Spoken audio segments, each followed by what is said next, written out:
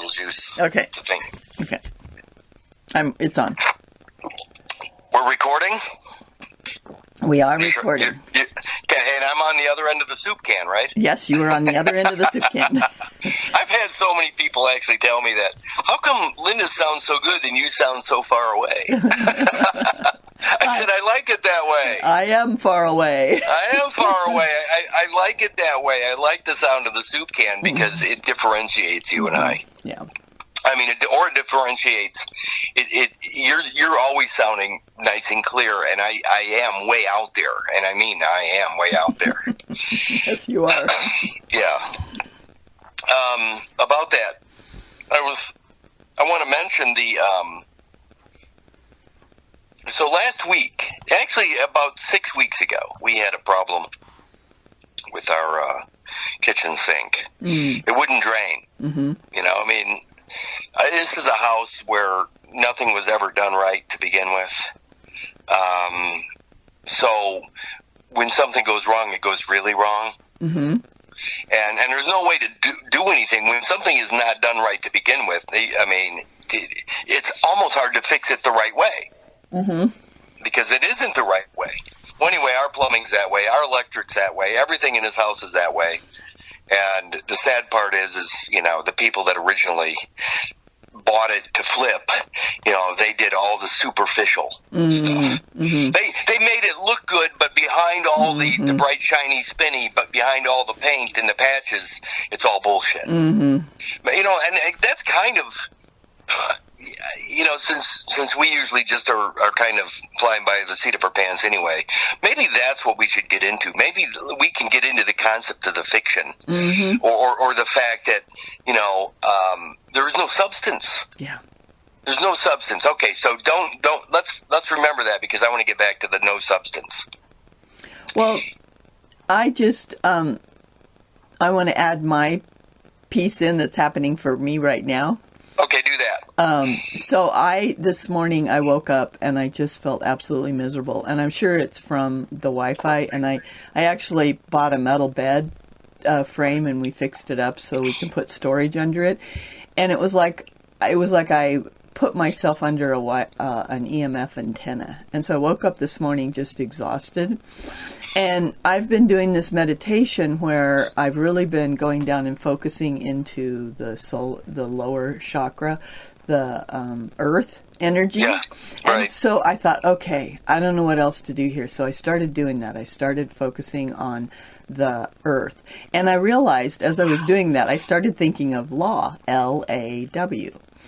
And I'm out of order, but it's like the desire is the water, because it's earth, water, air, and fire. So it's actually LWA in the sequence in your body. But I realized as I was going down into the lower earth chakra that I started feeling better and I started feeling stronger. And I thought, you know, where they can't manipulate you much if you're really grounded in your lower chakra. That's part of what, you know, martial arts and all that's about, is getting into that hara, the lower chakra. But if I'm up in desire, that's the water element, and that's where they rule, is water, you know, admiralty. And so anyway, that's where my head went this morning, and I actually started feeling better after I just really focused down in the earth energy, the substance. Well, do yourself a favor and take and run a grounding wire from that bed frame. Mm-hmm. To either the frame of the trailer, because of the rubber tires, but I would run a direct line. I would have some outside source that goes directly into the ground. Yeah, I actually have one that I can do that with. I have some of the earthing stuff, and I have one that a friend of mine made too. So I was thinking about that this morning.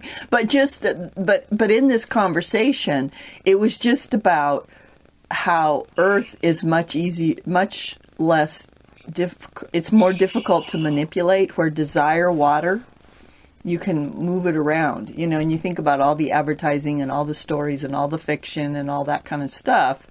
we can get sucked in that water and get lost. So anyway, that's just... Right, and you don't want to be standing in any water when any lightning bolts, ethereal lightning bolts are happening. That's right.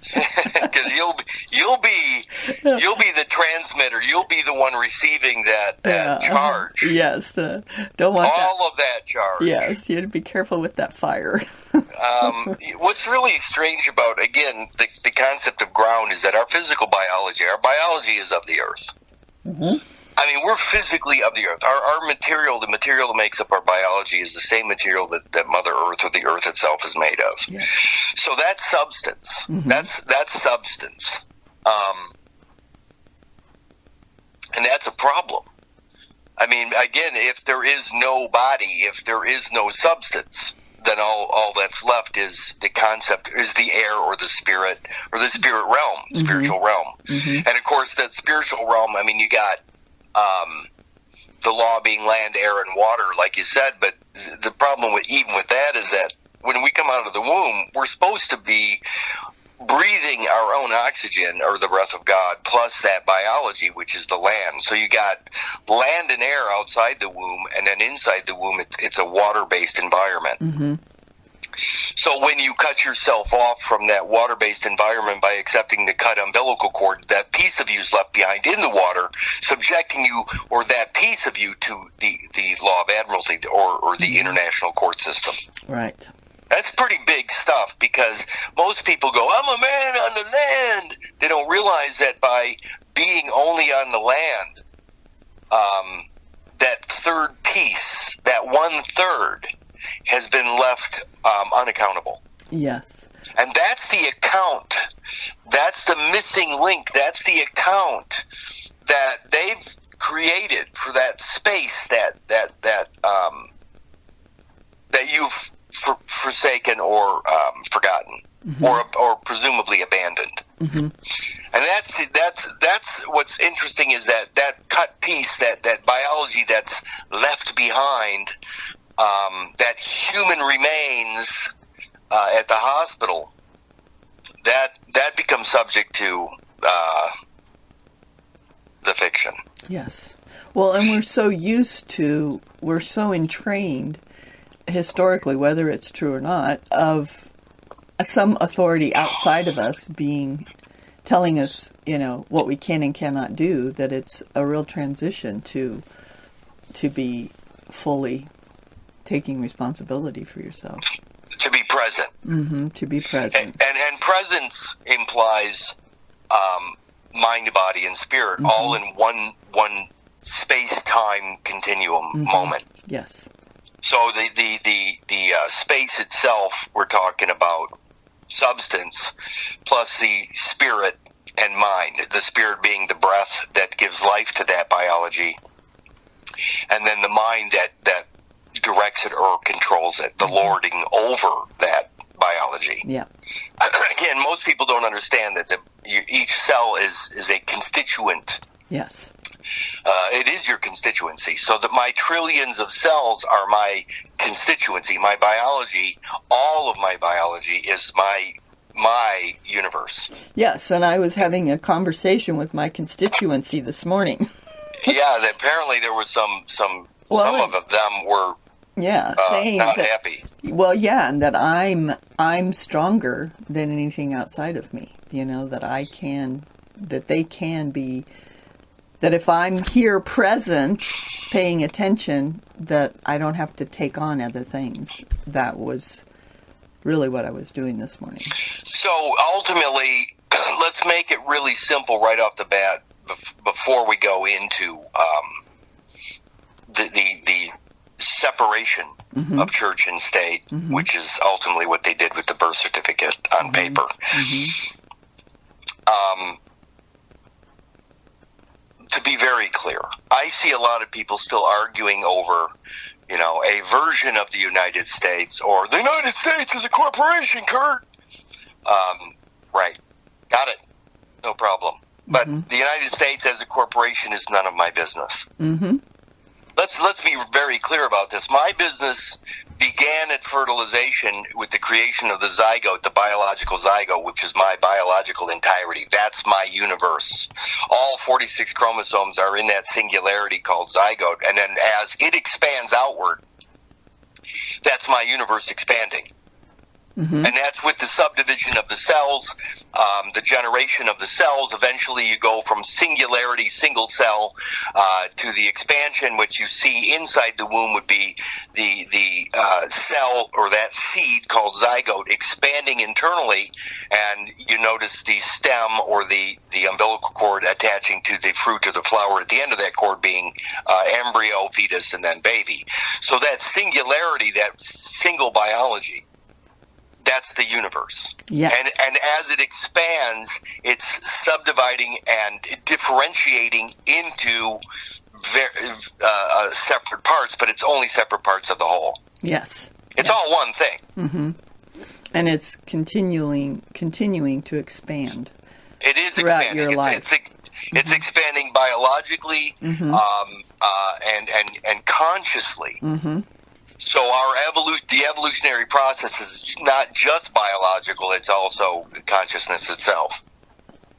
Now, the reason that's important is because that's my business. Yes. My business began at fertilization and will actually end with my last breath.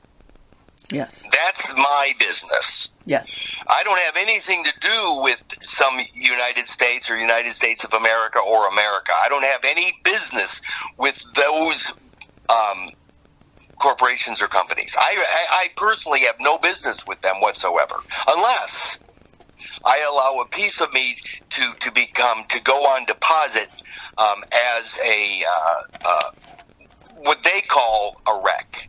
Mm-hmm. When a piece of me goes abandoned, when the very boat, the vessel, the ark that I was traveling in inside the womb gets left behind as an abandoned vessel, it becomes a wreck. Mm-hmm.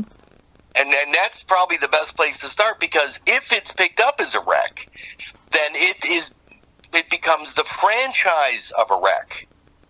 And that's the business. Now all of a sudden, I am operating a franchise called REC of the United States, which is the 14th Amendment citizenship. Citizenship. Yes.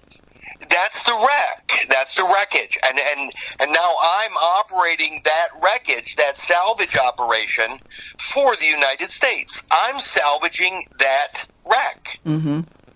And I become responsible for that wreck. Right. I'm the agent for that wreck. Instead of being responsible for yourself and present. Yeah.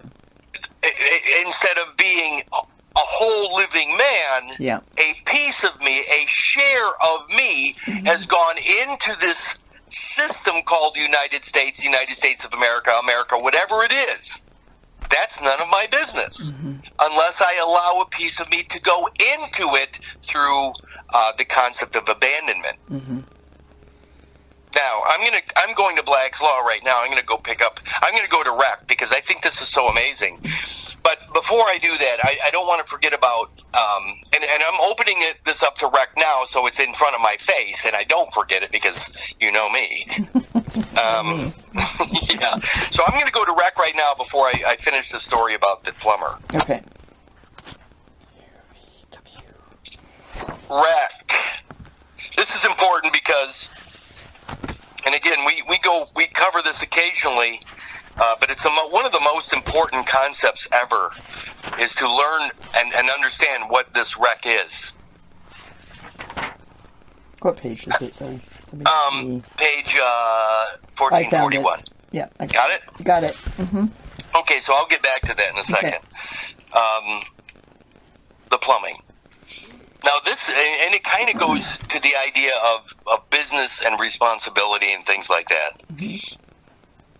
So 7 weeks ago, we have a slow kitchen drain, and we're constantly trying to get it to work. We call a company, and I'm going to name them because they were so horrible to us. Roto-Rooter. Mm. Roto-Rooter charged us nearly $400, and they got through, and the water went down. Okay, but it was nearly $400, but it came with a 90-day guarantee. Now, a few weeks later, it's completely blocked again. So we call them back. Now, another guy shows up, not the same guy, and basically doesn't do the job. He can't get it undone, but he still charges $319. So they did not provide the service that they came out to do. So now, over the course of, let's say, 4 to 6 weeks, we've spent nearly $700, and we don't have a drain that works. So, I mean, I'm naming them because they didn't provide the service that they said they were going to do, but they had no problem taking the money. Yes. They did not fulfill their end of the agreement. So, anyway, a couple days ago, we had another young couple guys come out here and actually do the job properly, and our sink has never, I don't remember it working this well for years. So whatever they did for $140 was amazing. Yeah. So the difference between these idiots that came out and charged us $700 and didn't do the job, another guy came out for $100. Two guys came out for $140. I even gave him a $20 tip and said, "Hey, have a beer on me." Well, and may I point out that the other one, the Roto-Rooter, is a corporation, and the other guy was it was his business, wasn't it? It was. I'm sure it had his name on it. And I mean, I'm sure that maybe they had to establish something at the county level, which is bullshit. But what I'm getting at is that, some guys that actually were responsible with their name on something, they came out and did a great job, whereas these other guys that are hiding behind the franchise of Roto-Rooter, hiding behind. The manager put on, an ex-plumber, and all they did was give Debbie the runaround. They never, ever took responsibility for not having provided the service. Yeah. They were hiding behind the corporate veil. Yes. Corporate veil. The protection of a corporate veil. Well, you know what? I just submitted to the PayPal, I'm bringing a case against them to recover that money. Cool. Whether I win or not, I mean, it's sad. It'd be sad if I didn't, because, again, people don't have to actually, this limited liability system that they created through birth certificates and or corporations, this corporate veil, is a joke. All it does is eliminate one's responsibility from actually doing what they say they're going to do. Well, not only that, but it also feeds the system itself, because when you bring something like that, the truth is the only people who make money are the people in the court system. But at PayPal is odd or PayPal itself at least is protecting me, the user, to a certain degree. Okay. So I don't have to go to a court system. I just have to provide evidence that they did not do their job, and then I get my money back, and they take it away from them. Got it. Yeah. So there is I don't have to be litigious, so to speak, and go into a court action. Again, if I lose, I lose. But the reality is Roto-Rooter did not do their job. They took $700, and all they did was argue that they're not responsible. By the way, again, we're back to definitions. What happened was the second guy shows up and says, "No, that 90-day warranty only extends to the sink drain." And so I said, "Okay, show me where the sink drain ends." And he did. He showed me down in the basement where this down pipe, it teed into this other pipe. He says, "This is where the sink ends." So we're only responsible to here. Anything beyond here is a plumbing issue. So what they did is, through definitions or through defining the sink drain, they were getting out or escaping their own warranty. How many homeowners have the language of a plumber? None. Zero. So they're counting on the inability to speak the same plumbing language to escape their warranty, which to me is deception. Well, and it's also an adhesion contract because they can change the definition anytime they want. Sure they can. Mm-hmm. So they've never have to stand behind the work they perform. None. And that's where I'm coming from, is that fiduciaries of trusts that don't have to do, they can change the words, they can change the agreement because it's all fiction. Yep. I've gone on to even Webster's and seen definitions changed. I've gone on to Wikipedia and seen definitions changed. Well, we've seen it on these calls when we had looked up a word years ago, and then we look it up recently, and it's changed. The definition has changed. In other words, we're going to get out from under what you're saying. We're going to get out from under the liability by just changing the definition, which is just a few keystrokes away. That's why paper. That's why the substance itself. It is the substance that saves you. Yes. And so to work within the fictions, to pretend that it's okay to work within a fictional realm. I mean, seriously, the Once Upon a Time Gregorian calendar character, he's subjected to all kinds of nightmares, which cannot occur in reality. Anyway, I just wanted to bring that up because in the real world, where people are responsible for their actions, not collaterally responsible. Yes. But directly responsible for their actions. Things are different there. Yes. You don't get paid when you don't provide the service you say you're there to do. Yep. So, there's a level of disgust, but at the same time, you and I and those around me are trying to get back to a world of reality. And we're not going to be able to get there when most people choose the Once Upon a Time realm. Absolutely. So let's start with REC, because the franchise of REC is the 14th Amendment citizen. Yes. It is the citizenship that is subject to dereliction of duty, or the abandonment, or it is your boat, it is your biology, it is your ark of the covenant. Yes. But when you do not know your origin from fertilization, you will leave behind the boat. The lifeboat. Literally, lifeboat. Yes. It is the only thing that got you from that point of origin to the threshold, i.e. the vagina, the threshold to the new world. It's the only thing that got you here. Yep.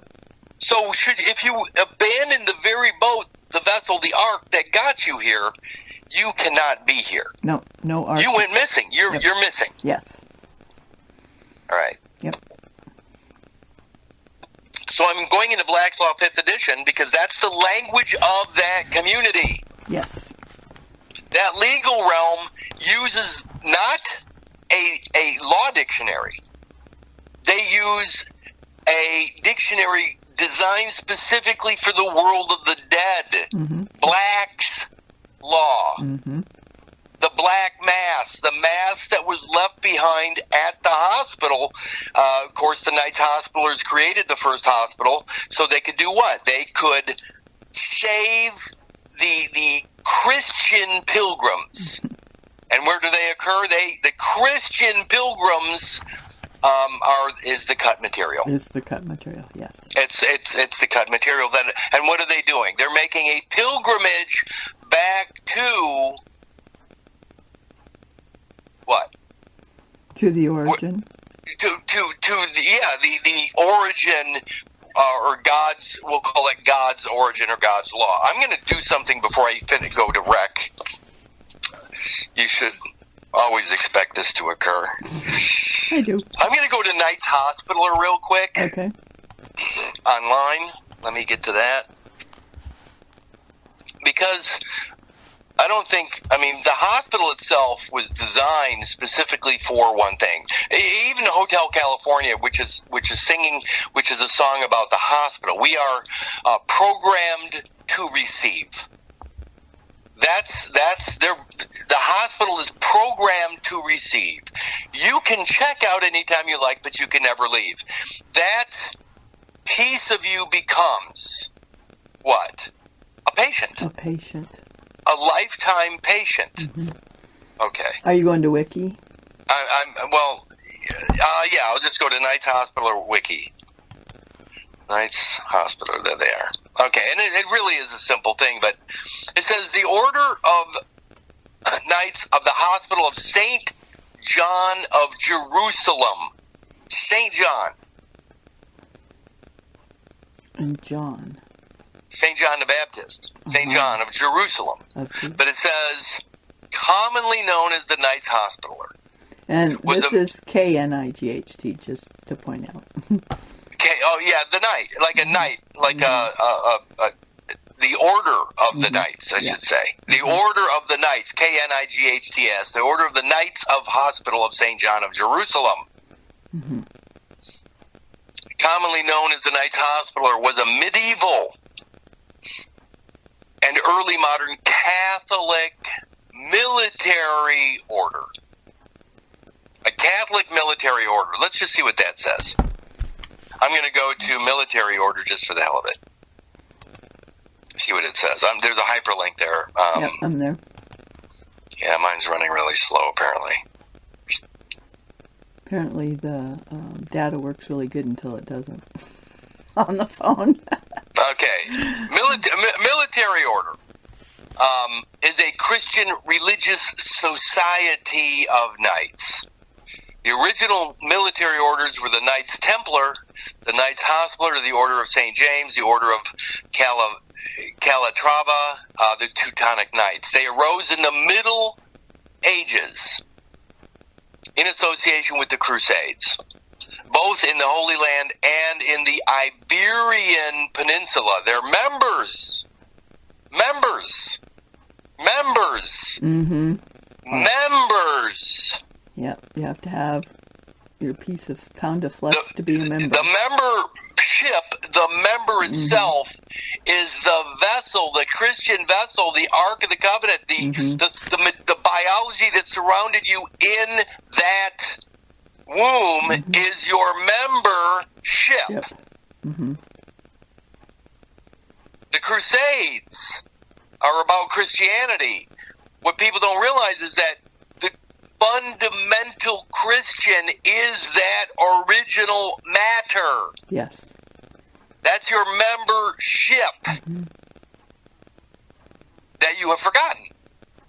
So, go back to Middle Ages. Did you click on it? No, I didn't. But I've just, it's saying the historical part, but Middle Ages is... I know where you're going with this. Well, it's like if you've lost the origin, then they have control of the Middle Ages, right? The middle part of your life. The middle part, the medium, the means. Mm-hmm. The means is from A to B. Everything between A and B is the means. The means from A to B, from alpha to omega, from beginning to end. That's the means. That's the mean time. Yeah. Hell, they even call it the mean time, but the mean time has become the Gregorian calendar character. Yes. Which has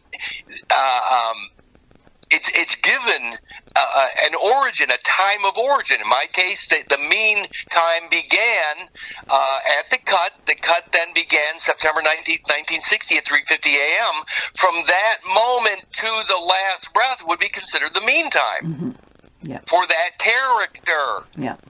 Now, my life began at fertilization, which is the alpha moment, and ends at the last breath, which is the omega moment. So if I'm whole, W-H-O-L-E, I get all of the beginning, all the way to the end, and everything in the middle. Mm-hmm.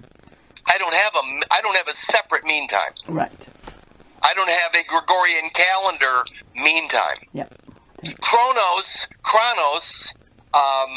doesn't get a piece of me. Doesn't get to rule.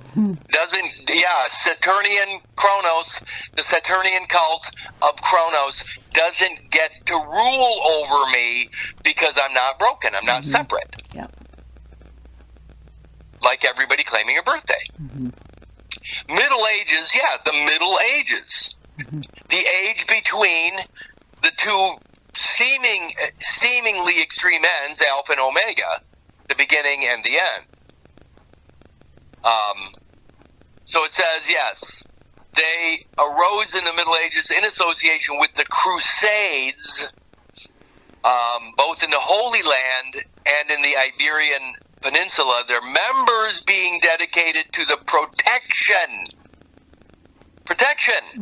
insurance of pilgrims and the defense of crusader states. Wow. They are the predecessors of chivalric orders, chivalry, chivalric orders. Yeah. It says most members of military orders were laymen who took religious vows. Religious vows, such as poverty, chastity, and obedience. Again, if I am living through only that piece of me, it's going to look like I joined a monastic order. Yep. And you've agreed to poverty, chastity, and obedience. There it is. Hell, that's the Society of Jesus itself. Yep. Well, it's kind of the society of the world right now. Well, and again, that's what they've done is by cutting and separating church and state, they have made it possible through ignorance, I may add, of those claiming either Jesus as a savior or a birthday. They've captured the entire faithful, the world of faith, as well as the non-believers, because all non-believers still believe in a birthday, still celebrate a birthday. Yep. So they basically got the secular and the religious worlds all together under one idea, under that cut. Yep. I find it fascinating that the intellect out there hasn't actually stood up and said enough is enough. My experience of that world of intellect is they're the ones that keep fanatically supporting it. Well, that's the only place. I mean, there is advantage. The intellect, when you know what supports that system is your biology, and if you can control that support mechanism, then you get to use other people's money, other people's blood, to do what you want to do. Yep, absolutely. Other people's money, OPM. Because they're all their property, everything is held in trust, and if you can tap into that trust, then you are using other people's lives to get what you want. But it might, I gotta say this, that this world, I mean, if you really think about it, the cities, all the infrastructure, everything is based upon all of this faith. And so it's not a bad thing. It's not a bad thing. I mean, do I want the bridge from the east side of Rockford to the west side of Rockford? Well, of course I do. Otherwise, we got to take, ferries across the water. But if there's a bridge there, then everybody benefits from that bridge, or 2 or 5 or whatever is necessary. The problem is when they do build a bridge based upon the passing of a bond, what they do then is the bridge gets built by the very people that need it, but at the end of the day, the bridge is not owned by that community. It's owned by, the bondholders. It's owned by the trust, the paper realm or the trust. Yeah, it's a switch and bait. Yeah, it is. They get everybody to believe that this thing is property of the people, when in fact it's not. It's, well, depending on how you define people. But again, I don't want to get into all that. I just want to say that since nobody can own anything because everybody's presumed a decedent to state, decedent to states or dead bodies can't own anything. Since everything is held in trust, then the energy required to build that bridge or that city or that infrastructure is also held in trust to be managed by those that know how to manage that fictitious system. Mm-hmm. It's important to know that because realistically, all the energy that it took to create all this was the energy of the indigenous people, the people of the world, of the land, the living people. Yes. But since they chose to sacrifice their very present, and live in some fictitious once upon a time realm, they have no access to their property or their own property, I should say, their private property. That's all now held in trust. Mm-hmm. And it's all done through this wreck, this left behind material, this cut material, which is evidence of not only the act of creation, your godly origin, but it's also evidence of the origin of the species known as man. So when you don't claim the cut material, or when you don't acknowledge the cut material from the beginning, not from the birthday, but from the beginning, fertilization, mm-hmm. you lose both God and man. Yes. And all you have, you're left holding the bag. Literally holding the bag. The bag, the empty bag where you once lived. Yeah. And then that empty bag has now become a derelict vessel, mm-hmm. empty of you. Mm-hmm. You're not there anymore. No. For you religious people, that empty bag is a empty tomb. Mm-hmm. It's mm-hmm. the empty tomb. Pretty amazing. Wow. But the wreck. Let's go to wreck. Oh, no, let's finish with the Knights, because once you realize what they're gathering, the material they're gathering at the hospital, then you realize that they're capable, they're able, through your own admission to the birthday, they're able now to rule over all of that mass, or that biological mass, through the court of public opinion. Mm-hmm. So to go on with military order, it says most members of military orders were laymen who took religious vows such as poverty, chastity, and obedience according to monastic ideals. The orders owned houses called commanderies all across Europe and had a hierarchical structure of leadership with the Grand Master at the top. The Knights Templar, the largest and most influential of the military orders, was suppressed in the early 14th century. Only a handful of orders were established and recognized afterwards.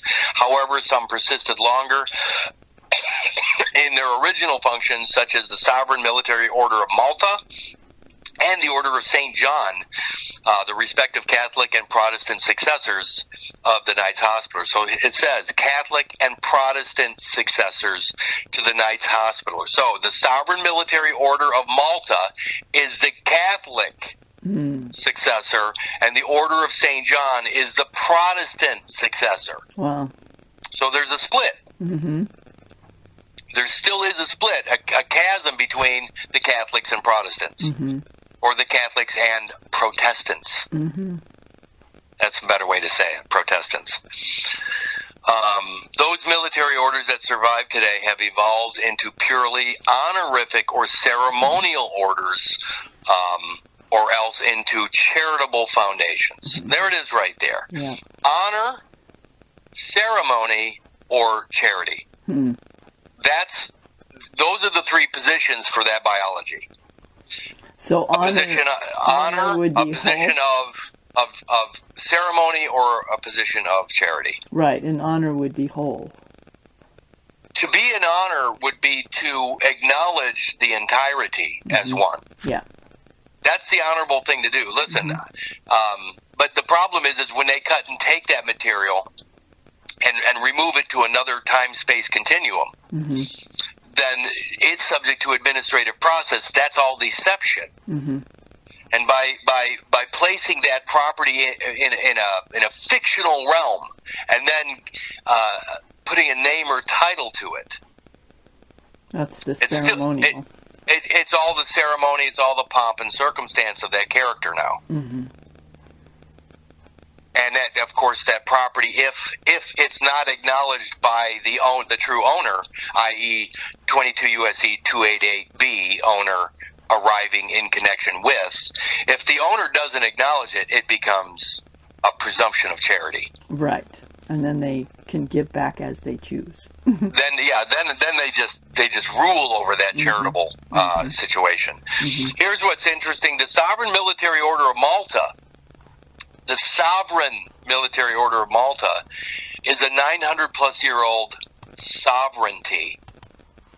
It says that it doesn't actually own any land, but I believe it does. I believe the land it owns is the land of your soul.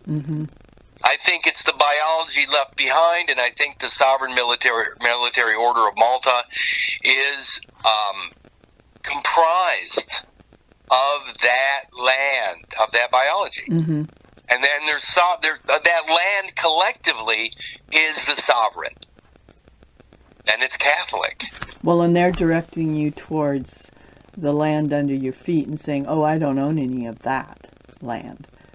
But they're not, it's like by omission, they're not saying what it does actually own. Right. If you're not here, what difference does the natural world, what effect does the natural world have on a dead body? Right. Zero. Yeah. I mean, that's what they did, is if your biology has been collected into one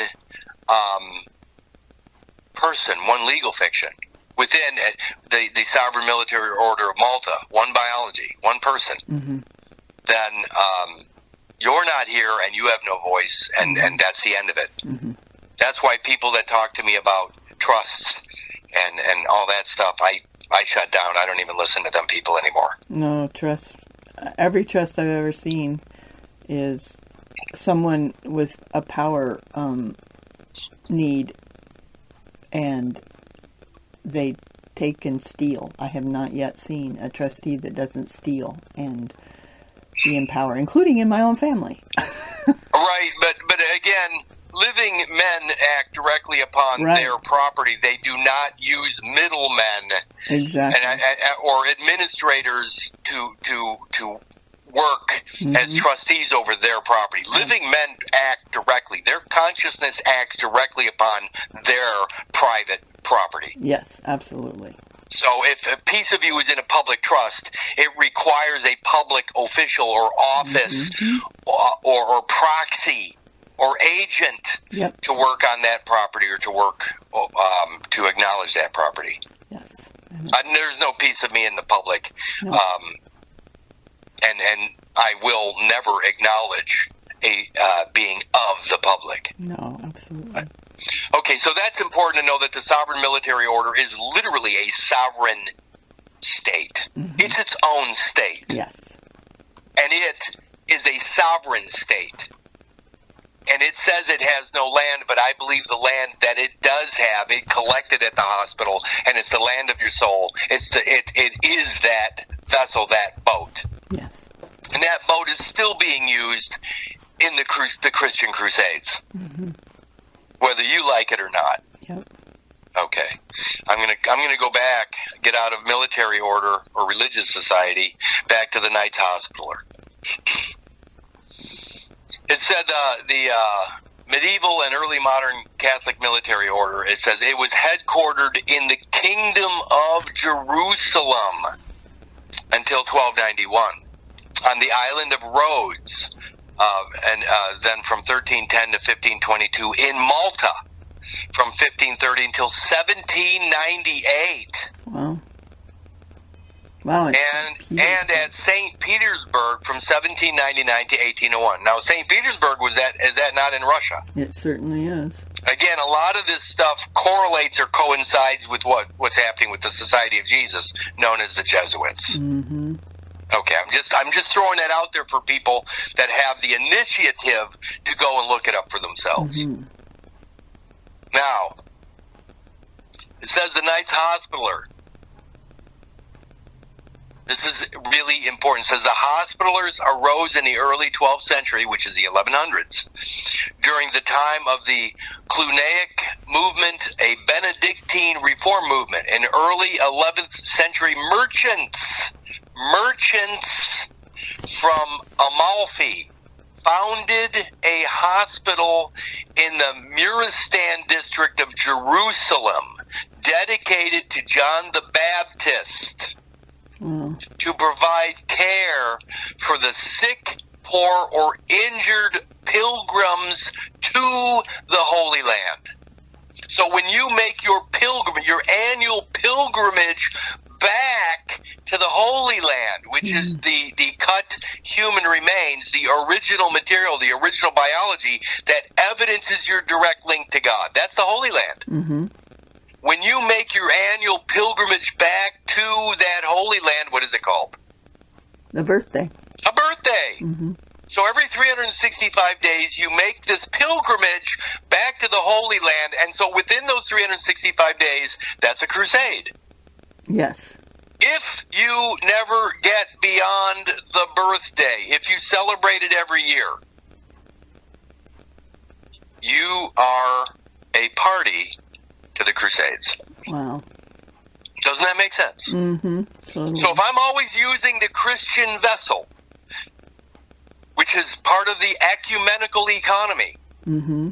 in fact, it's the only way you can actually go to work and do anything is to use this ecumenical, i.e. Christian vessel. Mm-hmm. You can't do anything in the world without becoming of the world. Yes. That birth certificated character, which is not biological, which is not of nature. It's a character born, B-O-R-N-E, to that ecumenical economy. Mm-hmm.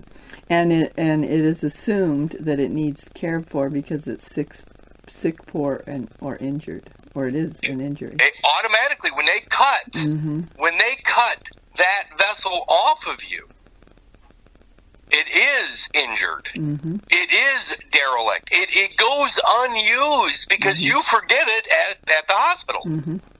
It becomes the very vessel that needs repair, that needs salvage. Yep. And it's subject to admiralty. Yep. It's a water-based vessel. Mm-hmm. But again, it's important to know that it says to provide care for the sick, poor, or injured pilgrims. I'm going to go to pilgrim real quick. Okay. Now, we haven't even got to wreck yet. Because when I read what a wreck is, then it'll automatically make sense that the wreck itself is this vessel, this boat, that is used in the ecumenical economy, the global ecumenical economy. I'm going to click on pilgrim real quick. A pilgrimage is a journey often into an unknown or foreign place where a person goes in search of new or expanded meaning about their self, others, nature, or a higher good through the experience. It can lead to personal transformation, after which the pilgrim returns to their daily life. Every time you celebrate an annual birthday, that's a pilgrimage. Mm-hmm. And by celebrating the birth of that material, not the baby. Mm-hmm. The baby is not in a birth, but the material cut off is in a birth. Yes, it is. And by making a pilgrimage back to that land, that birth, you have made a claim. You have made a statement. Yes. By the way, since it's fictitious, since it's not real, anybody making such a claim, would they be considered to be of sound mind? No. No.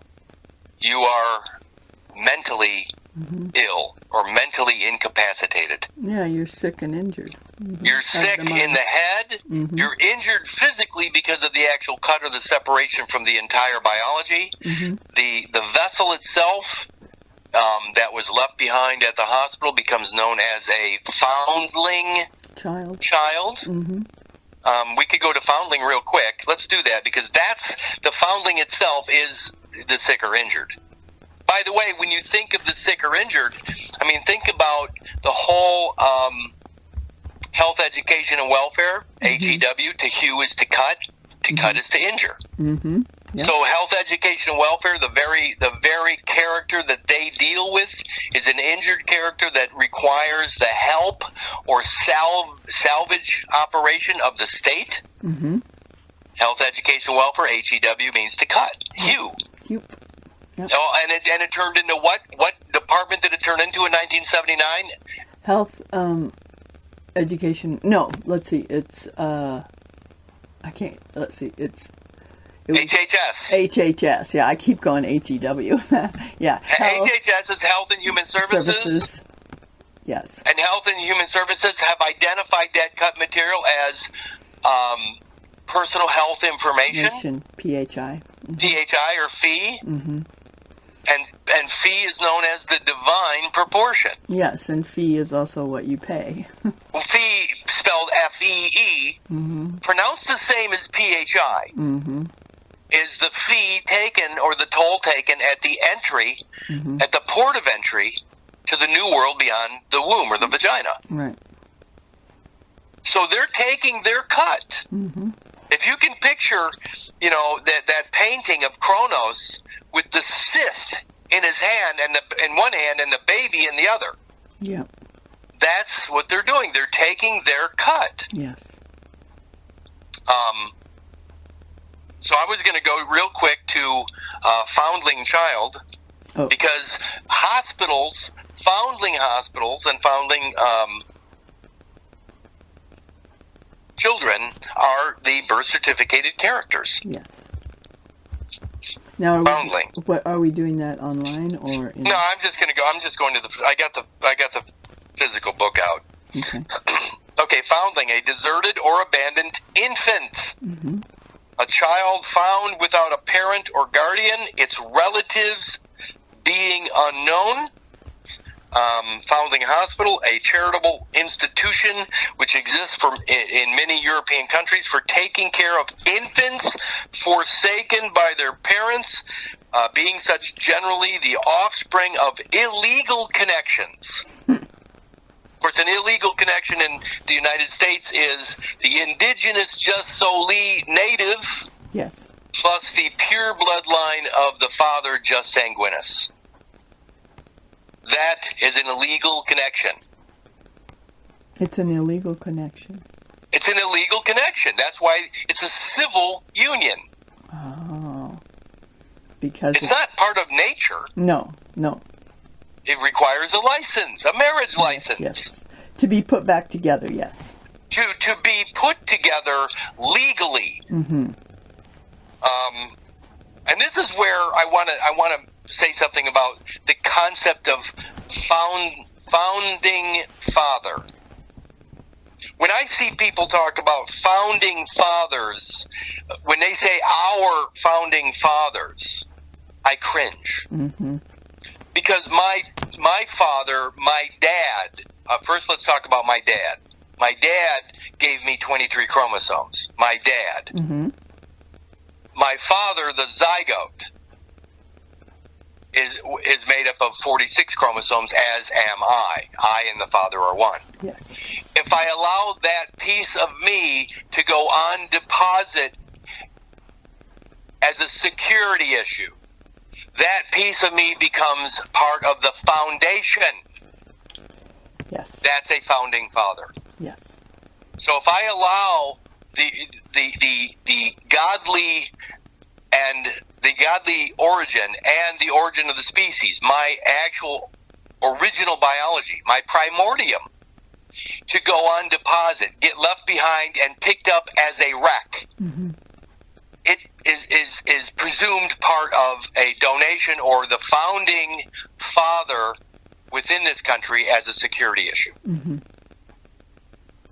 I am not a participant in the business of another. Mm-hmm. That is none of my business. Mm-hmm. By removing my biology from that presumed deposit, I have no business with the United States. I have no business with America.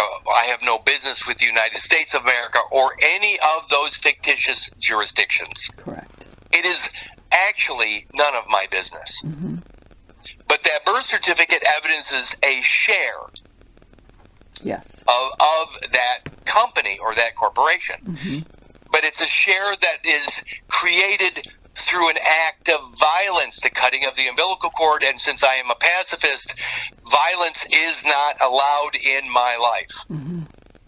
So the cutting, even though it is a matter of fact, it cannot stand because I am still using the biology that they cut off, that they presumed dead biology. Mm-hmm.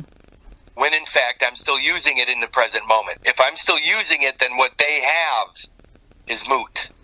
Right. And so I am not a party to the founding fathers, neither is my dad before me, mm-hmm. even though he was deceived into leaving his biology behind and he celebrated birthdays. Mm-hmm. I do not. Mm-hmm. And fraud, anything based on fraud is moot too.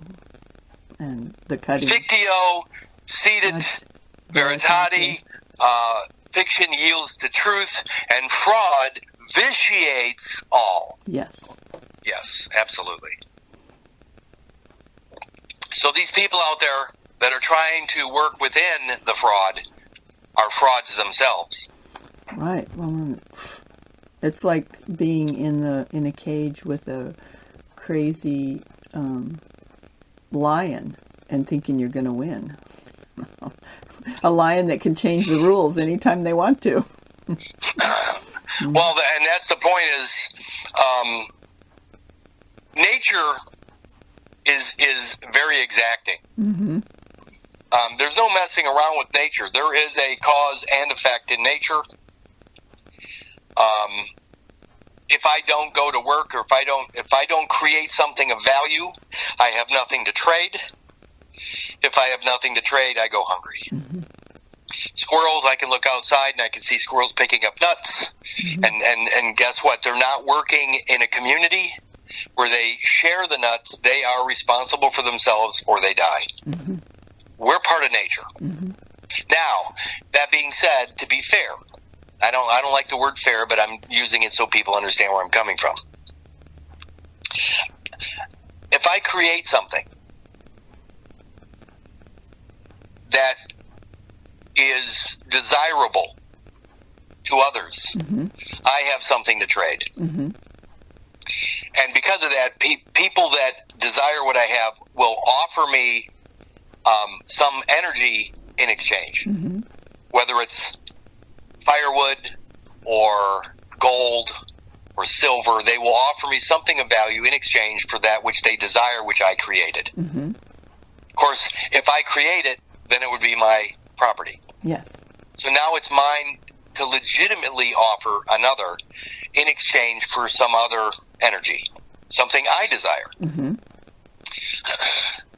If I am working through a character born to the Gregorian calendar, then I don't own that character.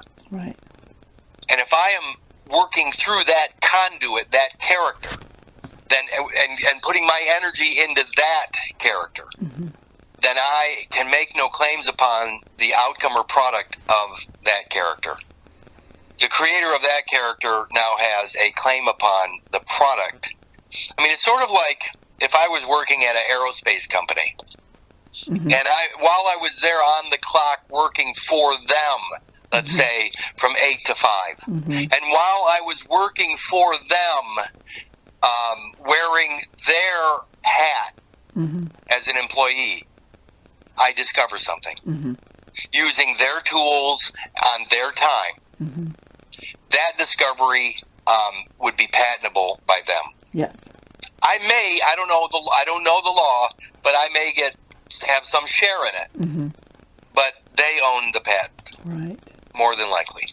But how does fraud vitiates all fit into that? Because it wasn't done. I mean, when you're going to work for a company. Knowingly going to work for somebody. And you knowingly sign a contract that says anything you create. Even if I didn't sign that contract, while I'm on their clock, yeah, my time, my effort, everything I do is for them. Yeah, absolutely. That's the agreement. Mm-hmm.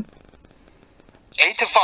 Whatever I do in there is for them. That means if I create something in that time slot, they own it. Mm-hmm. And they can patent it. Yeah. But nothing outside of that time. Mm-hmm.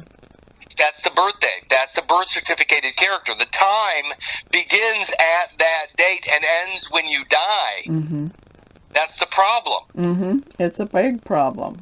Well, that is all your life. While you're wearing that character, that birth certificated character, everything you do mm-hmm. belongs to another. Right. Which is held in trust. Mm-hmm. And that's the problem that people don't understand is you don't have any rights. Mm-mm. I mean, when I go to work and put on the hat at that aerospace company, mm-hmm. From 8 to 5, it's their rule book. Yep. And if I don't like their rules, I'll either get fired or I'll leave and quit. Mm-hmm. And then I'm not subjected to those rules anymore. That you can't do that with a birth certificated character. Mm-mm. Because when you claim that character by date or by name, you're still within the jurisdiction of the owner of that character. Yes. Always. That means when you go to bed at night, you can be raided because you have subjected yourself to a public policy. Mm-hmm. And you can never escape the public because a piece of you is forever in the public and you're wearing the character of the public. Mm-hmm. You can never escape it. Yep. There is no right to privacy in the public. Nope. None at all.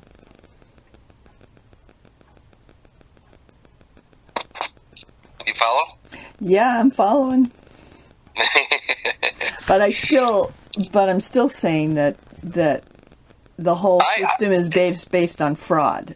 Okay, tell me what the fraud is then first, and let's go down that before we get into wreck. Okay, well, the cutting of the cord, and then all of the things subsequent to the trust, everything was done without full disclosure, without... Now be careful with disclosure, because when you disclose something, what are you doing? You take the clothes off. You're opening it. Yes, you're opening it. But it's done, there's not a clear statement of what is happening. Ignorance of the law is no excuse. What is the law? Where does the law begin? At fertilization. Right, there it is right there. So ignorance of that origin mm-hmm. and everything that follows is, in their world, they're saying it's no excuse. So the fact that you aren't aware that it starts at fertilization makes the whole Even if you become aware of it, most people I talk to about this don't give a shit. They become aware of it and they don't care. Really? I don't know anybody that cares about what I say. Very few. Well, there's a few of us. I know, but I mean, the reality is most people prefer to go to their situation knowing full well it's fraud. Mm. They're pretending. Mm. You're putting on the character that doesn't belong to you to earn your living. Yeah. Now, don't get me wrong. There is no alternative. Right. That's why this whole system is fraud. The entire system is based upon an act of violence, an initial act of violence, and giving rise to a fraudulent character mm-hmm. based upon a decedent that does not exist. It's all fraud. Mm-hmm. But since everybody wants to go to that job to have that paycheck, and don't get me wrong, I want to eat too. Mm-hmm. I'm not saying it's wrong because there is no alternative. Right. There is no alternative. They made it impossible for the truth mm-hmm. to actually exist. And now, because everybody's subjected to this fraud and their entire existence is based upon the fraud, yeah. there's no alternative. Yeah. Now, that doesn't mean the law of necessity doesn't kick in. Mm-hmm. Again, the law of necessity is there is no other way. Since they removed even House Joint Resolution 192, when they took the money, the gold that backed the dollar out and put the blood of the people in place of it. Mm-hmm. The blood being suretyship. Yes. Suretyship. Mm-hmm. Always going to go back to the ship, the boat. Yeah, membership. Membership. Mm-hmm. It's going to go back to the ship, the vessel, the ark, the very thing that you arrived in at the continent, in our case, the continental United States. Mm-hmm. When we arrived at the threshold of the vagina, and we're right there, then we come out through the doorway, through that threshold, and they clamp and cut the rest of us off. Mm-hmm. And then they give the rest of you a name or a title, but the rest of you is attached to a piece of mother. Mm-hmm. So at that point, the birth certificated person has you and mom as one unit, which also is a fraud. Yes. This is a brilliant scheme to defraud the indigenous people. It is absolutely brilliant. The original Ponzi game. It's a Ponzi only because as long as more people are getting in, mm-hmm. which is why they open up the borders to Mexico. Mm. This scheme needs more people to come into the game, into the scheme, mm-hmm. that are ignorant. Mm-hmm. It needs more indigenous people to come in, always. Because it's the new blood that yes. that support this house of cards. Yes, always have to have new. Always new, always new. Now remember that the card itself is the birth certificate. Yes. It's a house of placards. Placards. Placards. Wow. Cards. I'm going to look up placard real quick and see if it's in Black's Law. Placard. Placard. It's like a placard that's on a semi-truck. Yeah. A tractor trailer. Mm-hmm. Let's see if placard's in here.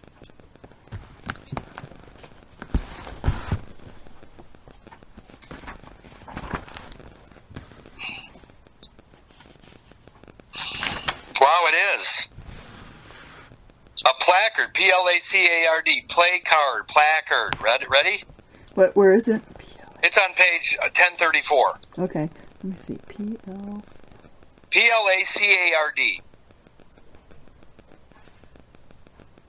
Why can't I see it? PLAC. I'm right there. 1034. Oh, Left, there it is. Found it. Right in the middle of the page, left side. Found it. Wow. An edict, a declaration, a manifesto, or also an advertisement or public notification. That's the birth certificate. Mm-hmm. What's really weird is that it is a manifesto. Yeah. It's a communal or communist manifesto. Yes. Where you are agreeing to a communistic form of governance where you allow all of your property to go into the In God We Trust public trust. Mm-hmm. That's communism. Yep. You wonder why you're considered an enemy of the state? By accepting a birth certificated character, a placard evidencing your communistic viewpoint. Yeah.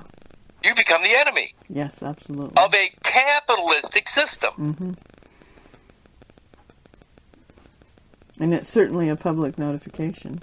Sure it is. And by you celebrating it every year, you're giving public notification too. Every year, every 365 days, you celebrate your communistic views. Mm-hmm. Yep.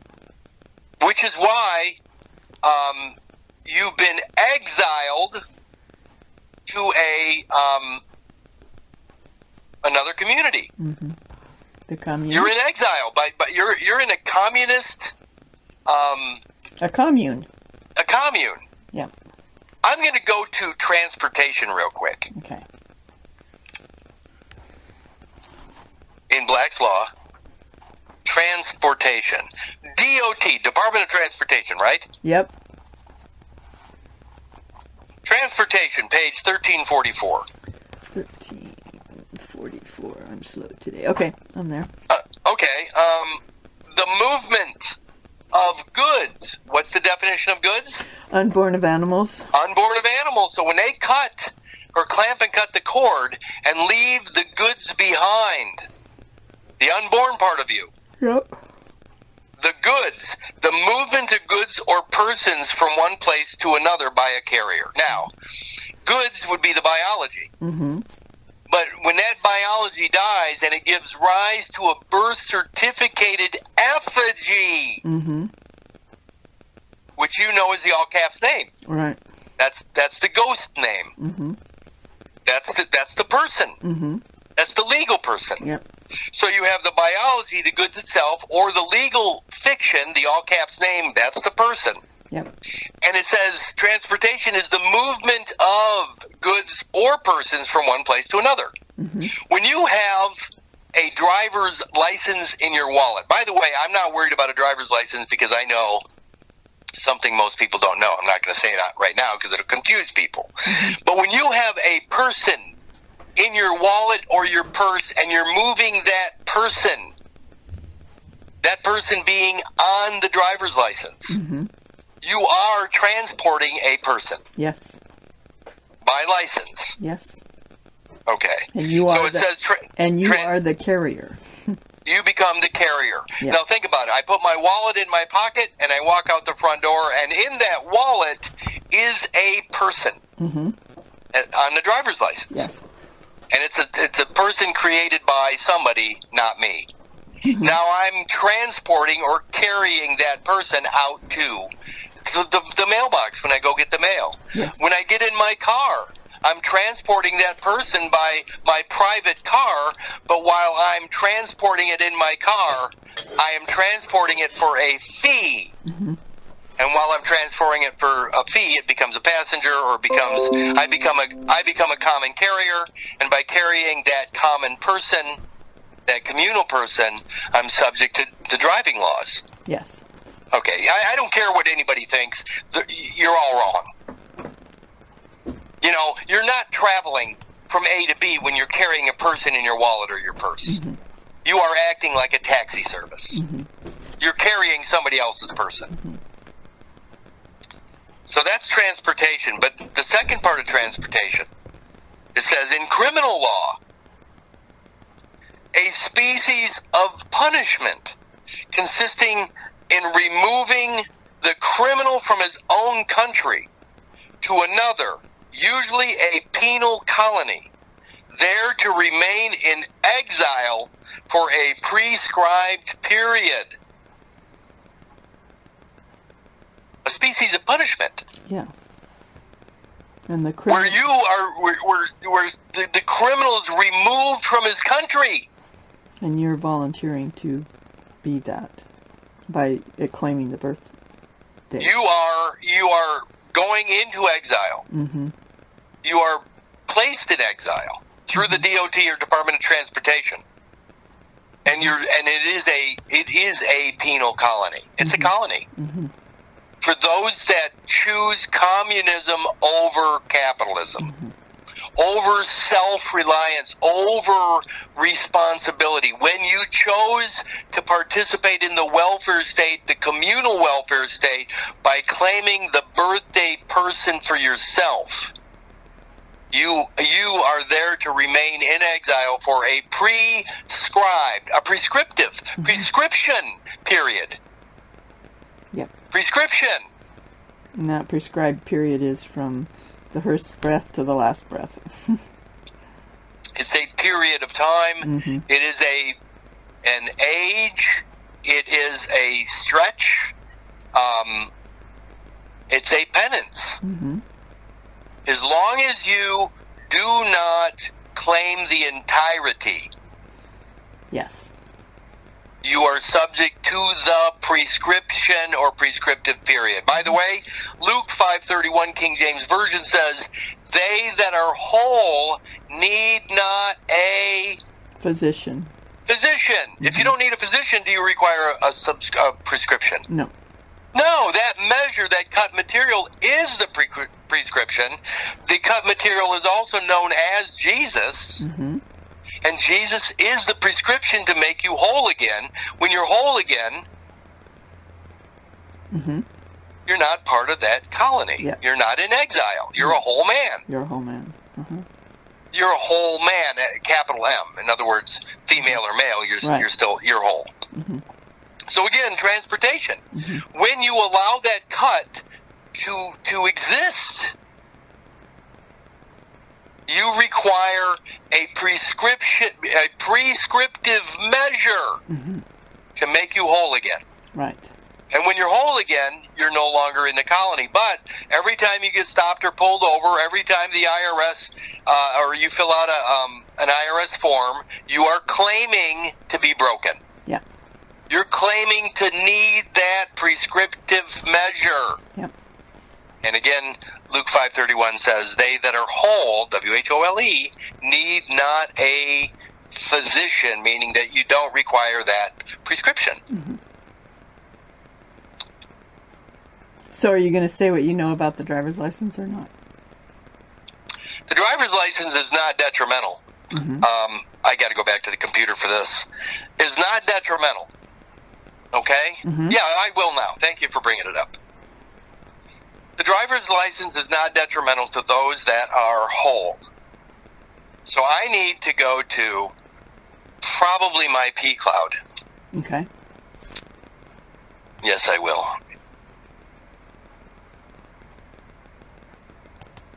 So give me a second here,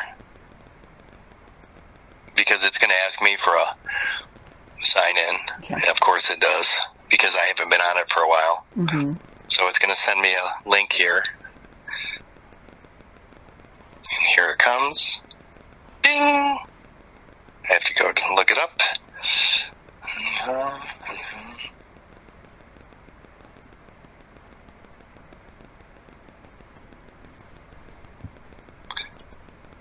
Continue. Now I have to find it in, I think, master, and I think it's in the reference material documents, and I think it is way down here under maybe P. It's a document that I'll, once I get there, C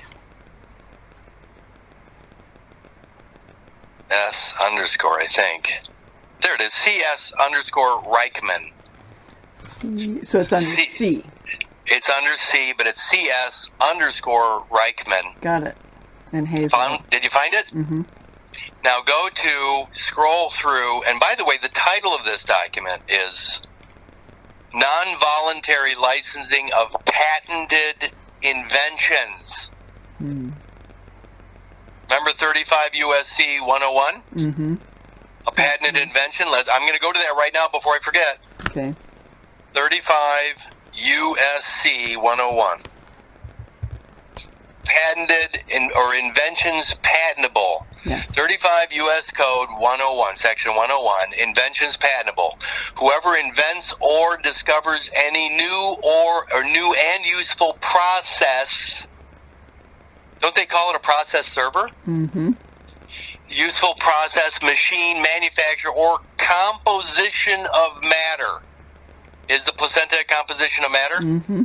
So if the birth certificate is based upon the composition of matter known as placenta, and they patent the composition of matter known as placenta, they can't patent baby, they can't patent mom, mm-hmm. but they can patent the composition of matter known as placenta. Mm-hmm.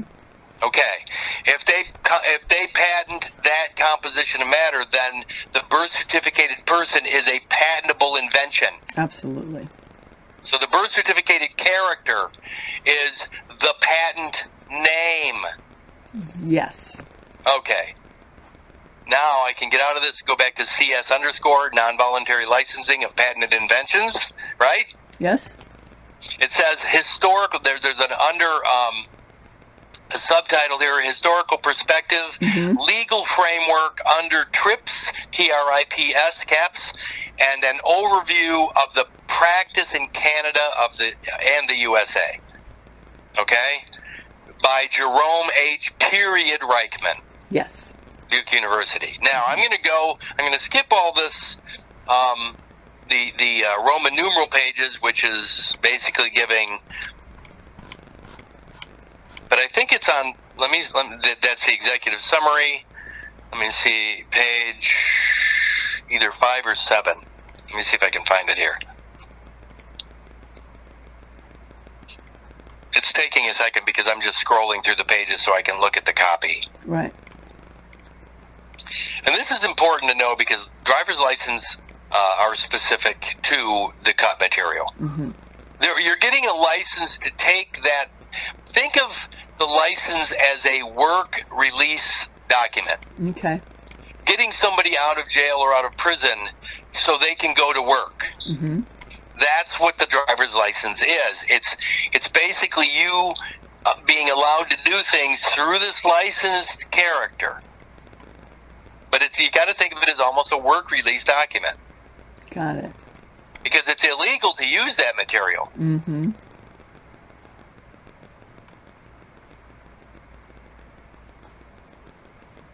On page. Let's see here, page 3. Yeah, when you know the language, it makes sense.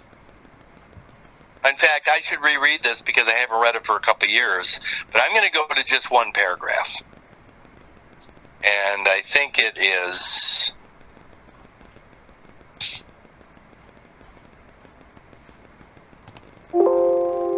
Page. I think there it is. It's on actual page 5. Okay.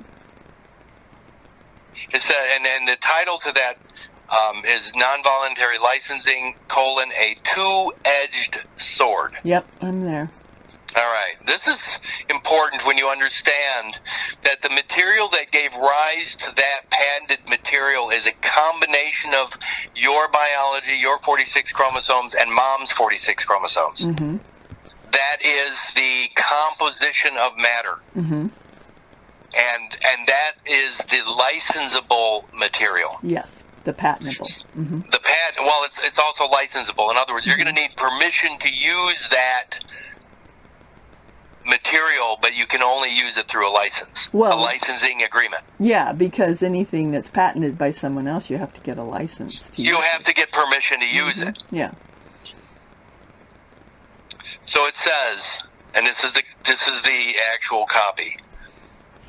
Policy makers should bear in mind that the issuance of a non-voluntary license, by the way, our licenses, would you consider a driver's license voluntary or non-voluntary? Non-voluntary. Absolutely. I mean, nobody needs a license to move, walk, travel from A to B. Mm-hmm. If you're whole, if there's no piece of you of the public, then you should be able to move freely anywhere in the world. Mm-hmm.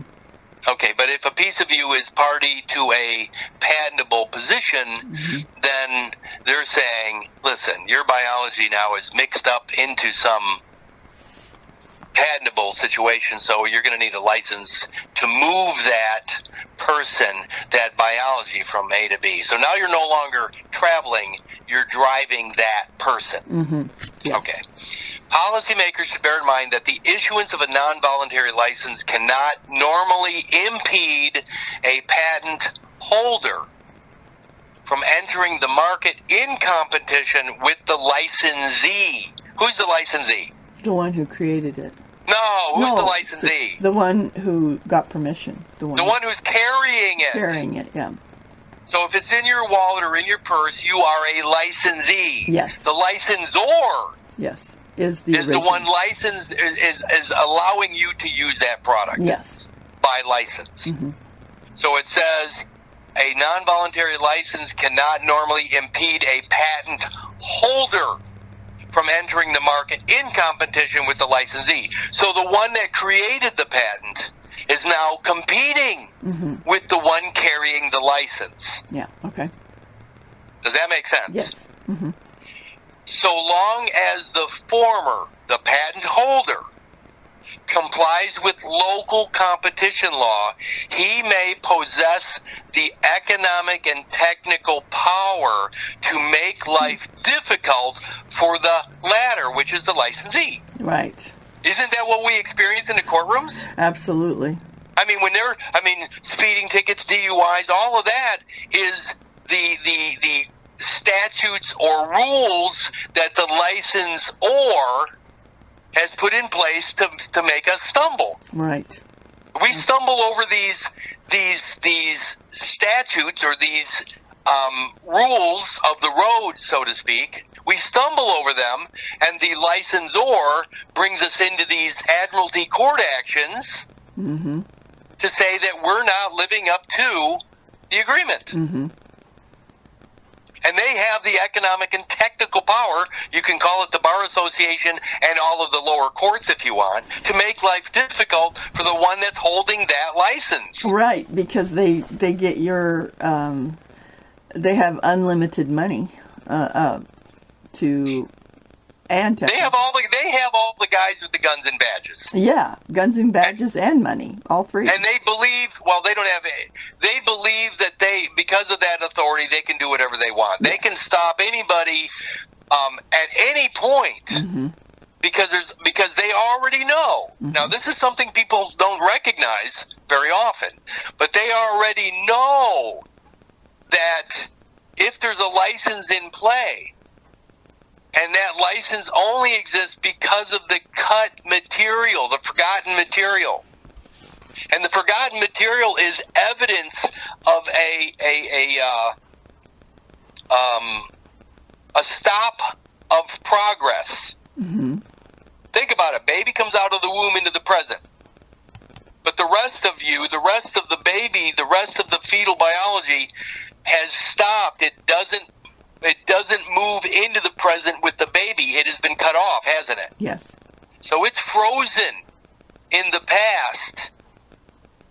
Yes. It doesn't move into the present. That is an arrest of development. Absolutely. It's an arrest. Mm-hmm. So that material is always under arrest. Yes. Always. It doesn't move. It's an arrested development. It's the arrested development of that fetal property. It's frozen in time as an infant. Mm-hmm. Forever. Forever, yes. It's always under arrest. Mm-hmm. So when you claim that material, when you claim that character, when you claim that birth certificated person, you are placing yourself under arrest. Yes. Because it doesn't move into the present. Mm-hmm. Arrest means the stopping of forward progress. Yes. I mean, September 19th, 1960 at 3:50 a.m. is always September 19th, 1960 at 3:50 a.m. Yes. It has never moved off that point in time. It's been arrested. It's been arrested. And birthed. B-E-R-T-H. And the biology has been birthed. Mm-hmm. So the character is under arrest. The biology is cut off from the present. It is all under arrest. And a public notice has been given to officiate. And therefore, everybody has been given notice of this arrested material. Yes. Whether we recognize it or not as under arrest, that's our ignorance. Yes. And ignorance of the law is no excuse. Okay, so let's keep reading this because this is where it gets good. Okay. Hopefully. It says, so long as the former, the patent holder, complies with local competition law, he may possess the economic and technical power to make life difficult for the latter. In other words, the license carrier, the one that has it in his wallet or purse. Right. It says, moreover, so long as domestic competition laws do not impede it, the foreign patent holder. Look at that. There's no presumption here. They're stating it. The patent holder is foreign. Wow. Now, wait a minute here. We know that when they cut and remove that biology, they remove it into the international realm. Yeah. That is the just cogens biology. That is the initial period. That is your so-called godly origin, also the origin of the species. It has been placed into the international realm. Yes. Mm-hmm. Some people might call that lost at sea. Mm-hmm. Not if you know or have knowledge of that material. Yes. Remember, 22 U.S.C. 28AB says when an owner arrives in connection with his baggage and effects, there is no duty to perform and no IRS. What does that mean? It means that when the baby arrives in connection with, that's the umbilical cord, his baggage and effects, that's the extra embryonic material, there is no duty to perform and no IRS issues. Here's the problem. It is a matter of fact that the clamping and cutting of the umbilical cord occurs. Mm-hmm.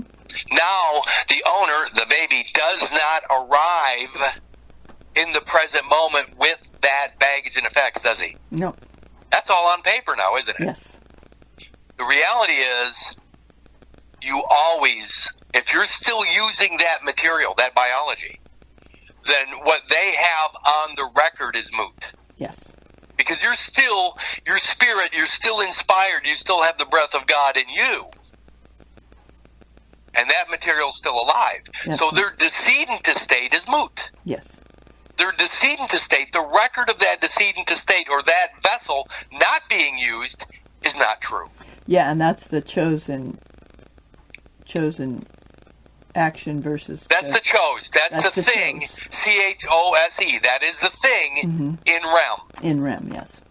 That's the thing in their admiralty courts. Right, but you can only have one or the other. You can't have both. It is actually all or no thing. All or nothing. Mm-hmm. So when you're whole, WHOLE, they have no ground upon which to stand. Right, literally. They don't. Mm-hmm. Yes. Now let's get back to this document, non-voluntary licensing. It says, so long as the former, that's the patent holder, the former, complies with local competition law. Mm-hmm. Now, local is a weird word. We can get into that in a second, but local competition law, he may possess the economic and technical power to make life difficult for the latter. Yes. Now, that's what they do in those lower courts. Mm-hmm. The problem is, if your biology is that material that does give rise to that patent,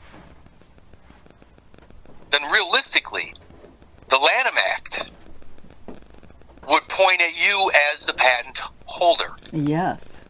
You would be the patent holder if that biology is proven to be your biology. Mm-hmm. And this is where it gets fun. It says, moreover, so long as domestic competition laws do not impede it, the foreign patent holder may or can purchase or merge with his local competitor. In which case, all strategy conflicts will soon vanish. When you, in the present, become one with that forgotten biology, that's the merger. That's the merger, and it's and you're a pacifist, peaceable. All conflicts disappear. Right, you be the pacifist that allows the truth to come through or to shine through. Mm-hmm. There is no conflict. Mm-hmm. Because the truth is, from fertilization to last breath, you are all present and accounted for. And if you know who you are, then the Lanham Act, you are the foreign patent holder. The material that is in a foreign location. By the way, let's be clear about foreign, the concept of foreign. Mm-hmm. In the womb.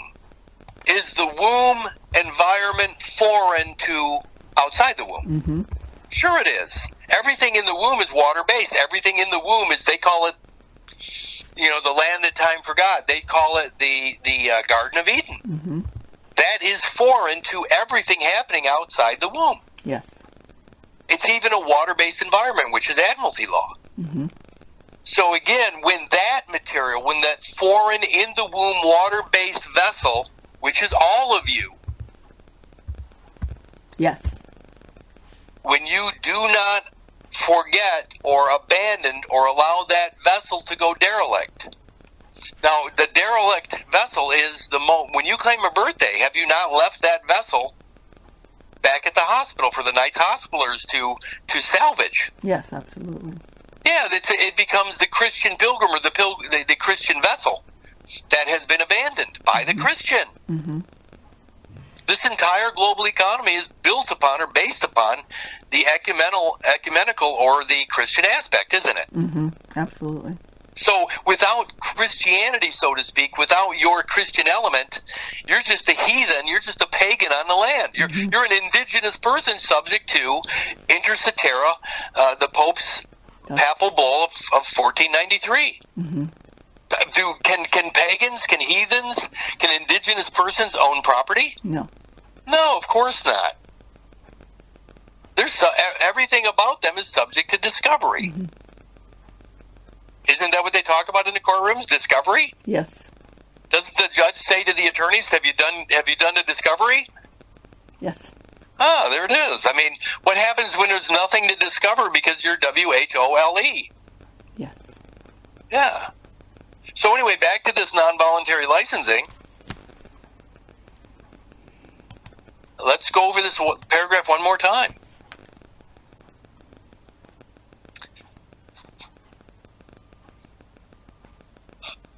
I'm going to read just this passage right here. Okay.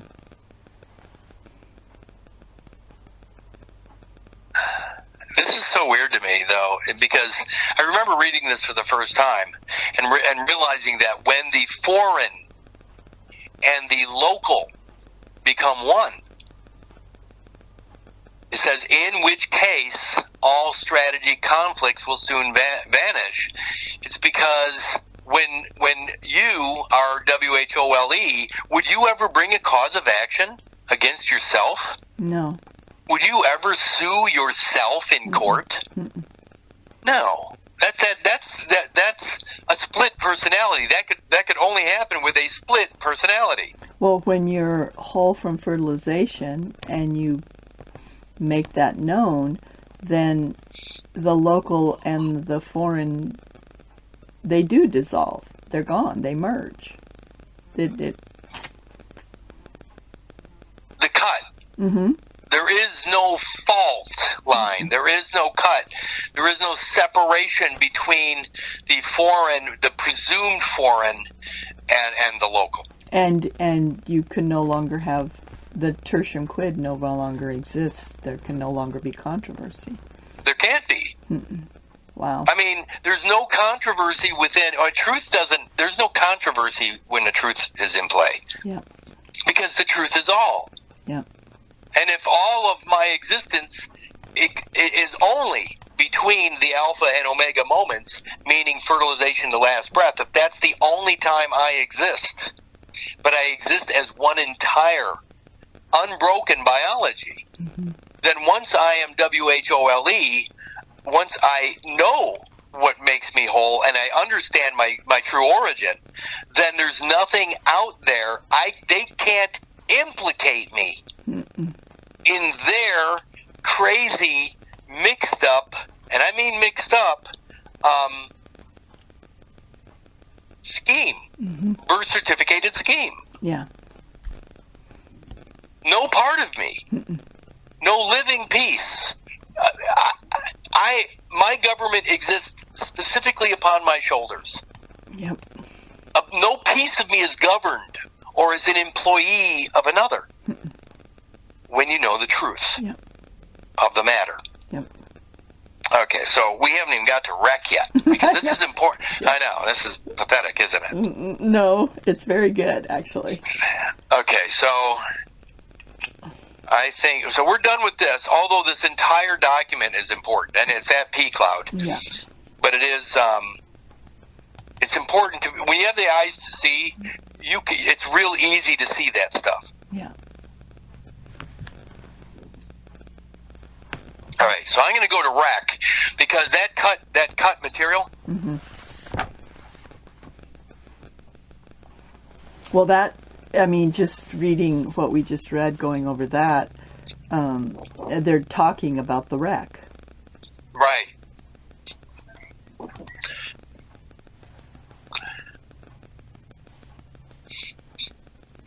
Sorry, I had to tell somebody to be quiet. It's too easy to lose my train of thought. Mm-hmm.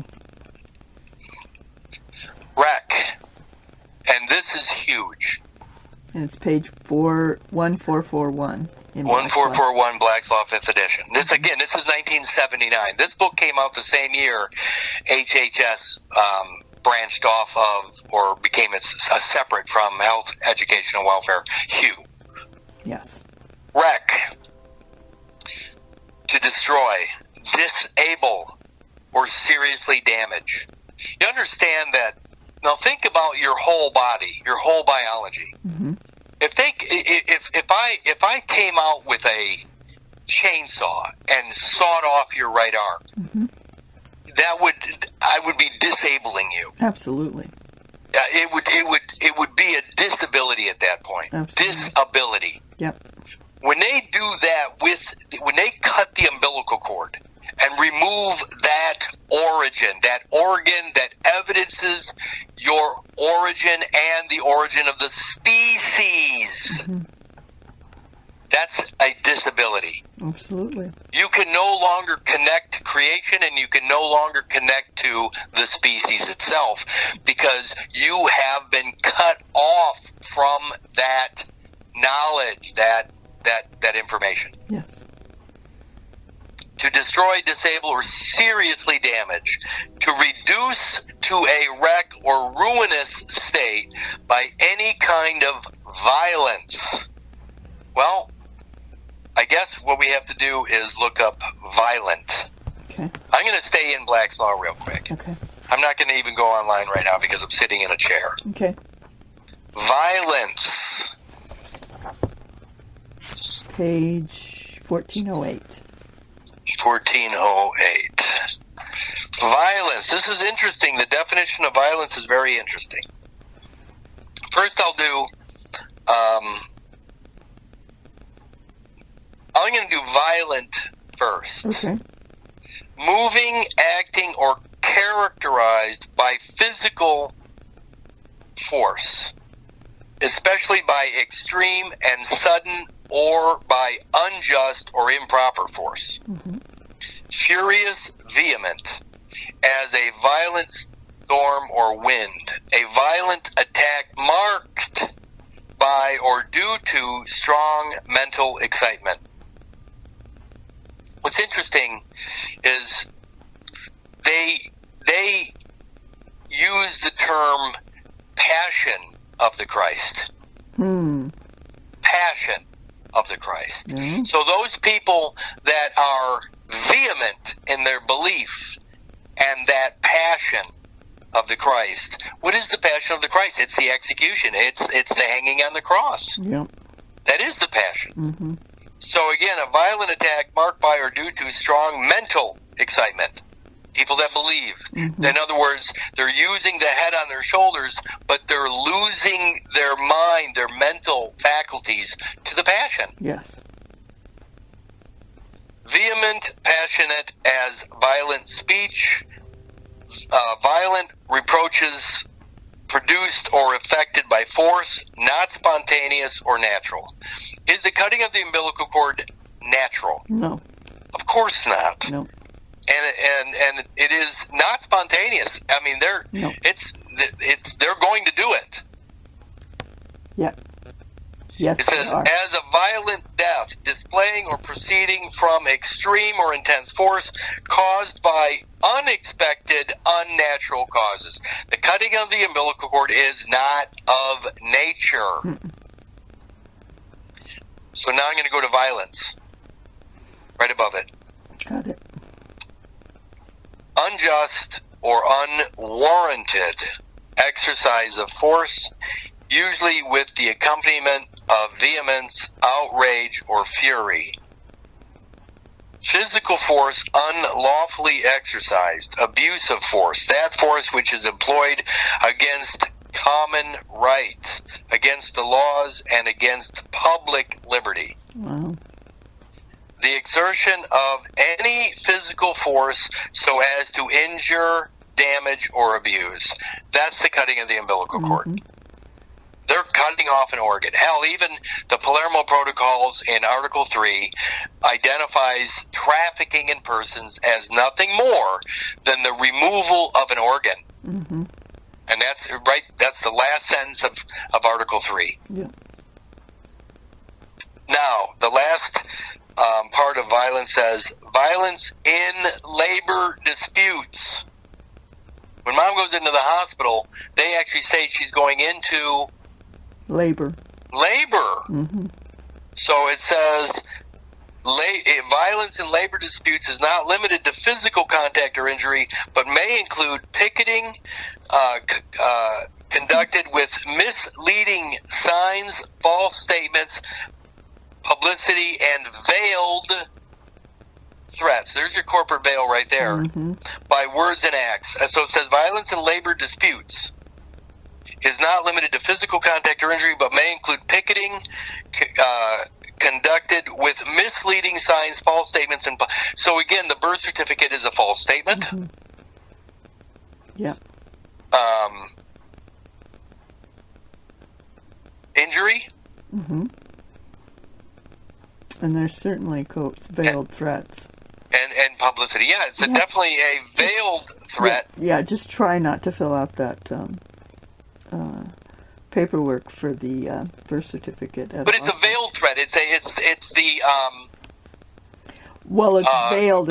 It's a corporate veil. Yes, it's absolutely a corporate veil. And so the corporation itself is making the threat. Hell, even when the fake COVID, the covered identity, COVID, when they no longer had access to that matter because it was brought to light that matter was an abortion. What did they do? They actually had the ignorant put veils over their faces, physical veils that we see as masks. Yes.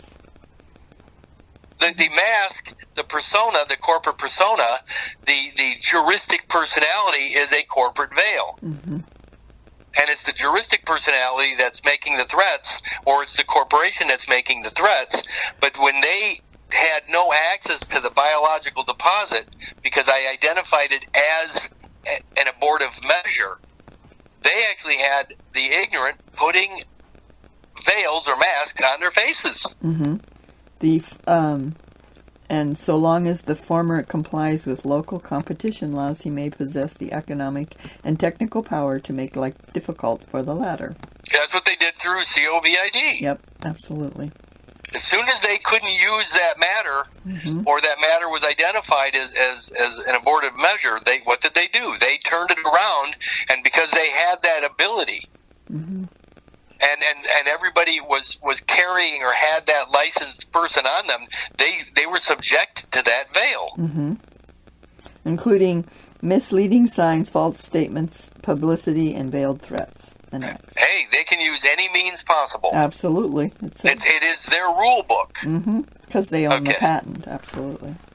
So again, back to wreck, to destroy, disable, or seriously damage, to reduce to a wreck or ruin a state by any kind of violence, to overthrow, shatter, or destroy, to cause to crash or suffer ruin. Let's go to ruin real quick. Okay. Ruin. Page. I think I'm that. Oh, no, that's rule. Ruin. Is it even in here? I don't see it. No, I don't see ruin, do you? Nope. It's not here. Okay, let's go to ruin online. Let me get over there, back to the computer.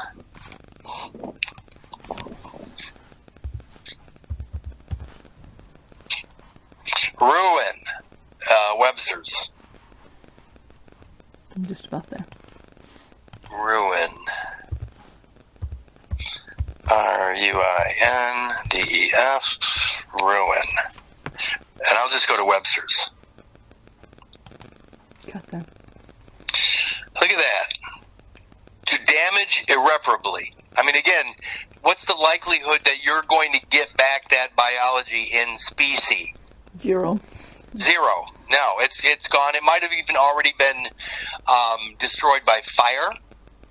They might have burned up that biological matter. If they reduce a biology to ash through fire, what is that ash composed of? Carbon. 666. Carbon. And what is the number for carbon? 666. So what they did is when they collectivized that biology and reduce it to ash by fire, then they create what I call the beast. So they have this giant pile of ash, which is the collective ash of the masses that have bought into this destructive, this ruinous idea. It's ash. It's 666. And we just read about how they can lie about everything? They can do whatever. This is their story. This story. Is not my story. This is his story, history. Yes. If it's his story, it's not my story. My story is fully present from fertilization to last breath. If I fall into his story, history, the only way I become part of history is if I am no longer part of the present.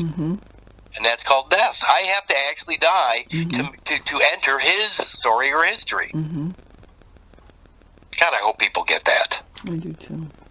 Okay, ruin. To damage irreparably. Again, by the cutting of the umbilical cord and the fact that they can never return that property they cut off and remove from you, that is irreparable. They can't repair that. Giving you a piece of paper that represents that biology is not the same thing. 1B says to bankrupt or impoverish. There it is right there. By the way, that material they cut off of you, does it have any breath? Is the blood that's flowing through, it doesn't flow anymore, by the way, the material cut off of you, it doesn't flow, it no longer goes back to the lungs, it is no longer inspired, which means that material is uninspired or devoid of life. Spirit. It doesn't have any spirit. No.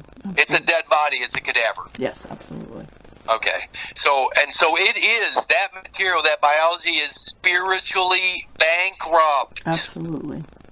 And spiritual bankruptcy is what occurred in 1933.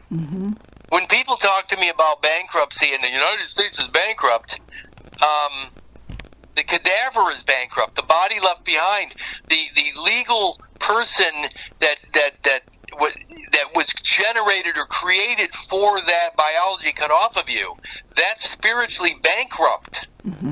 When you claim a birthday character, it is bankrupt of life. Yes. It doesn't have life, and if it doesn't have life, it has no rights. A dead body cannot own property. No. And it has no rights. No. So all you idiots that want to keep working within that system, and I say idiots only when you know this. It's sad, but they've removed our ability to do anything. We have to work through the dead body. Yep. So most people don't have an option, don't have a choice. And those people that want to say, well, everything's in trust, so you control everything, you don't own anything. I'm sorry, but as a living man, I own everything. So as long as you want to keep claiming the dead position, the decedent position, the decedent estate, only those that want to play within that fictitious realm and subject themselves to that nonsense, only the unsound mind would choose that path. Bankrupt or now, by the way, again, I'm trying to be honest here. Nobody that is doing that has any other route, any other way to do it. There is no other way. They have stolen everything through this cut. Yes. And they will punish everybody who does not adhere to the cut material. This is the world of the dead. If you want to come alive, they will punish you. Yes. bankrupt, impoverished. Number 2 says subject to frustration, failure, or disaster. 3 says to reduce to ruins, to devastate. Intransitive verb is to become ruined. The noun, the state of being ruined. The remains of something destroyed. The remains. Human remains. When they cut that material off of you, it lie in ruins. Absolutely. It is devoid of spirit. It becomes a cadaver, a dead body, dead biology. It says a ruined building, person, or object. The object. It becomes the object of a trust. Yes, absolutely. It becomes the res, R-E-S, the res of the trust. The in God we trust. Why? Because it evidences your godly origin. Yes. 3a says the action of destroying, laying waste, or wrecking. Finally, we get to the word wreck. B is damage or injury, physical, moral, economic, or social collapse. Social collapse. In other words, you being divided within yourself. The whole being broken apart. Archaic says a falling down, a collapse. And 5 says a cause of destruction. The cause of destruction is the cut. Yes. By allowing or by claiming the birthday, you're actually the cause. That is an act of self-destruction. Yes.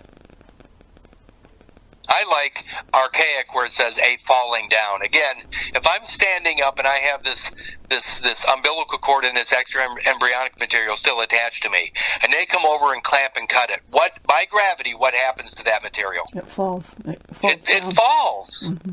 It falls to the ground. It is the fallen angel. Well, fallen man. Yes, and isn't the cut actually when they clamp? Isn't that a collapsing of they're collapsing the umbilical cord right They're there? collapsing the connection or the interface. Yes.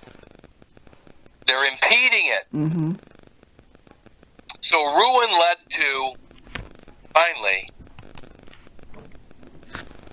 wreck. The wrecking. Yes. Now we might actually end up on wreck because this is so fun. Well, not fun for everyone, but it's certainly fun when you understand what the ark, A-R-K, the Ark of the Covenant, is the boat. Yep. That you, i.e. Noah, you're the captain of the ship. You're the embryo inside that ark. Yes. So there's you, the captain of the ark, and the ark itself, the extra embryonic material. You're attached to the boat by a cord. Yes. A cord. A-C-C-O-R-D. A cord. An agreement. Yes. What happens when you break the agreement? A cord. When you break a cord, there's consequences. Well, there's a separate. The agreement has been broken. Yes. And the agreement between the captain on one end, the embryo, fetus, baby, and on the other end, the boat, the vessel, the ark itself. Yes. When you cut a cord, you break the agreement between origin and present. Yes, absolutely. So now there's no connection between you and your origin. Correct. Which means the inheritable position has been canceled. Yes. Severed. And all the material, all of the value of that inheritance goes into the trust. And that's what they're administrating over. They're administrating over your entire life, all the product of your life, all the product of your parents' lives, the product of everybody is in that trust because of the break in accord. Yes.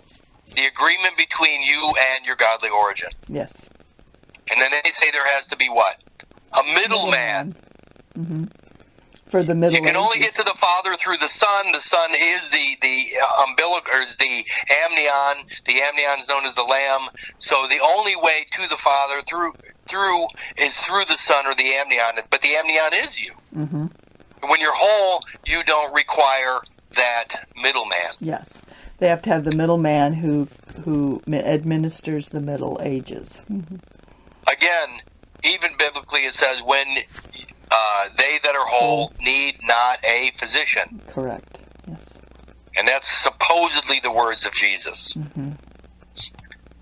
Page 1441, wreck. To destroy, disable, or seriously damage, to reduce to a wreck or ruinous state by any kind of violence. Kinde, any kind of violence. To overthrow, shatter, or destroy, to cause to crash or suffer ruin, synonymous with ruin, smash, and demolish. Its antonyms are save, salvage, and preserve. Wow. So the guys that actually cut you off from it are now pretending to save you, salvage you, or preserve that property. Yeah. They're both the cause. They are the cause of it, but they get you to acknowledge it or admit it. Admittance. To admit. To the birthday. To admit to a hospital. To admit to the patient position. Mm-hmm. And then they'll say, we'll save you. We'll preserve it. Right, but the patient is the only one subject to public health policy. Absolutely. If you're not a patient, man, then you're not subject to public health policy. Right. If you're not subject to public health policy, does any of the COVID nonsense apply? No. Not zero. None. Zero. It only applies to the cut material, the personal health information that has been cut off of you. Yep. The infant. Yep. Are you at the computer? Yep. Go to 1 USC 8. I had to sit up to do it. I want you to read 1 USC 8. Okay. Let me go Cornell.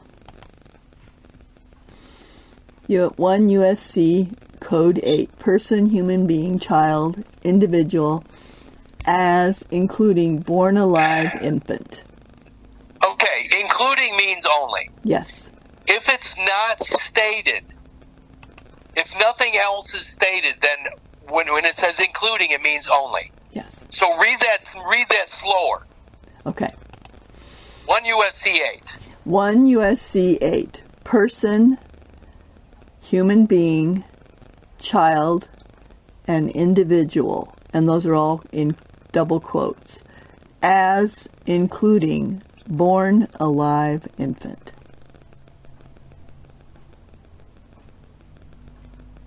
And that's 1 USC 8. That's the title to 1 USC 8. Yeah.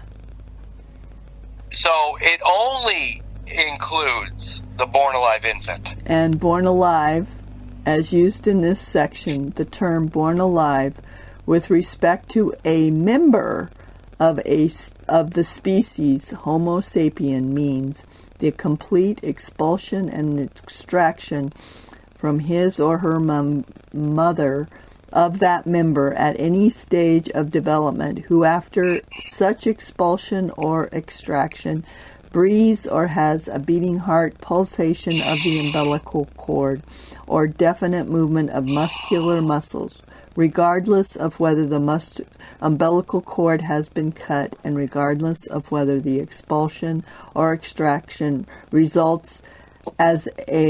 occurs as a result of natural or induced labor, cesarean section, or induced abortion. Born alive in Black's Law says being the product of conception after complete. I don't even care what it says after that. Right. Because the born alive infant is a product of conception. Yes. And conception is implantation, which is 7 to 14 days after fertilization. Mm-hmm. Conception is when your biology plants into the wall of the uterus. Yes. That's conception. Yes. So the product of conception can only mean the placenta. Yes. That's the product of conception. Mm-hmm. The placenta is the product of conception. Mm-hmm. Nothing else is produced through that. Mm-mm. So the placenta is the conceived, born alive infant. Yes. And the placenta is a feto-maternal organ. It has mom's biology and your biology, but it's a tertium quid that is looked at as one composition of matter that is patentable. Yes. So now they have this third party, third person, tertium quid, placenta as the born alive infant. Mm-hmm. So born alive, the infant of 1 USC 8 is the member. Yes. Ship. Yes. And that membership is the placental material, yes. which includes your boat, your ark. Mm-hmm. The afterbirth. Yes. Back to wreck. I'm there.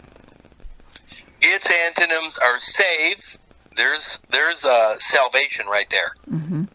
So the church is saving the indigenous, heathen, or pagan on the soil. Mm-hmm. Just soli. Mm-hmm.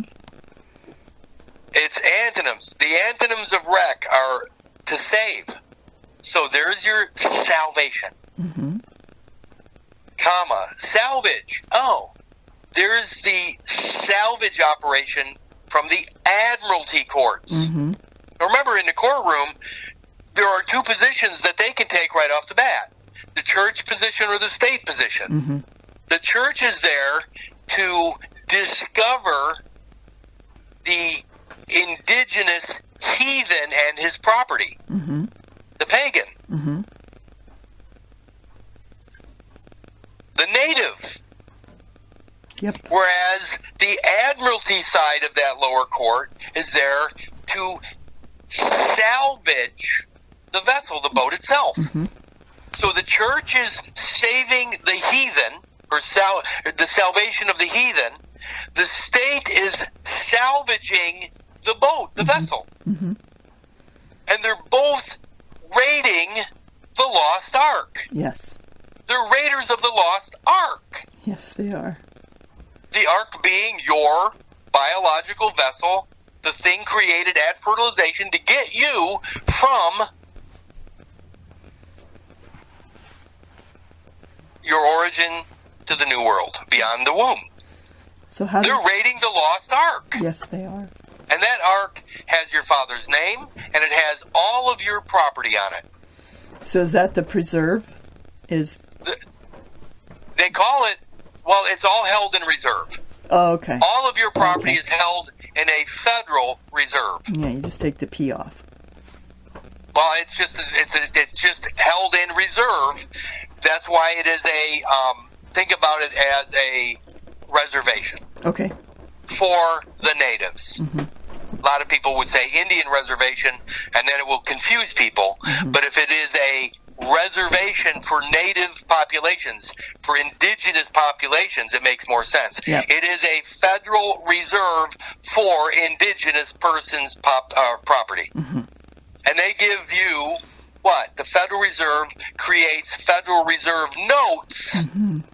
To use on the reserve. Because they're issued off the credit of that property. Mm-hmm. And it's that property which is an asset, so you're actually feeding off of your own property as a debtor. Yes. Your property is held on deposit as an asset, which is the credit side, but you get to be the debtor to that property. Yep. The trustee. Yep. The reality is, if you're WHOLE, there is no creditor-debtor positions. No. Because you're both. Yeah. Yeah. It's your property that's on deposit. Mm-hmm. Why in the world would you loan money to yourself? Right. And it's even back when it says on this double-edged sword that it merges. I mean, when you're whole, you're whole. If I loan you $10,000, I'm the creditor. Yeah. And you're the debtor. Yes. If I forgive the loan, the bond between you and I doesn't exist anymore. Correct. If you pay me back, the bond between you and I doesn't exist anymore. Correct. If the debtor and the creditor merge into one, then the bond that existed between the two doesn't exist anymore. Correct. There are not two positions anymore. There's one. Right. Luke 5:31 says, they that are whole, W-H-O-L-E, need not a physician. You don't need a bonding agent to fix Humpty Dumpty when Humpty Dumpty's not broken. Right. When there's no separation of church and state, no bonding agent's required. And no trust is required. No, you're not missing. You're not missing lost at sea. You're right here in the present moment where all of your property's located. correct. They separate those two positions so they have something to do, so they can create a bond or a contrived need for a bonding agent. Right. Mm-hmm. Yep. Next line says, goods, this is the most important. We've done this before. Wreck, goods cast ashore by the sea and not claimed by the owner within a year or other specified period. So if you celebrate a birthday every 365 days and you don't claim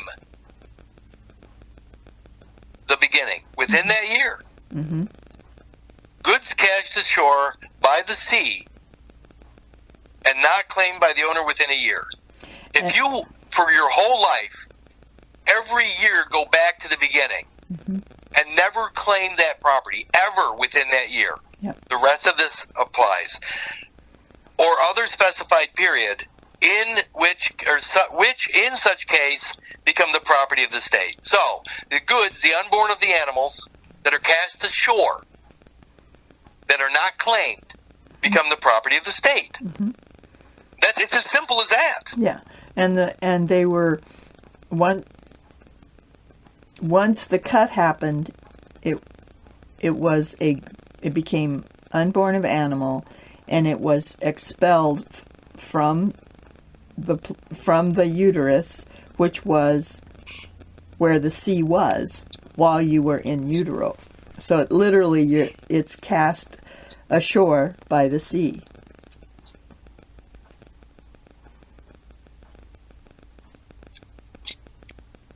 Even the poem on the Statue of Liberty speaks of the wretched refuse cast ashore. Yes. They're talking about the waste material that is left behind on the land. Haslam versus Lockwood. Yes. That waste, the biological waste material that is presumably left behind or abandoned, becomes the goods, the unborn of animals cast ashore. Yes. And it becomes property of the state. So your biology now is property of the state. Yes. It says the term applies to property cast upon the land by the sea. It's called jetsam, flotsam, or ligan. Now this is really interesting. Go to the word ligan, L-I-G-A-N. It might be in Black's Law. Okay. It might be. I don't know. If not, we're going to go to Webster's.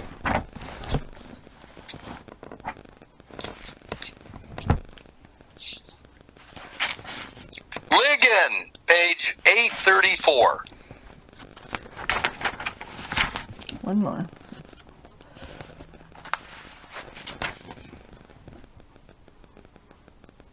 There it is.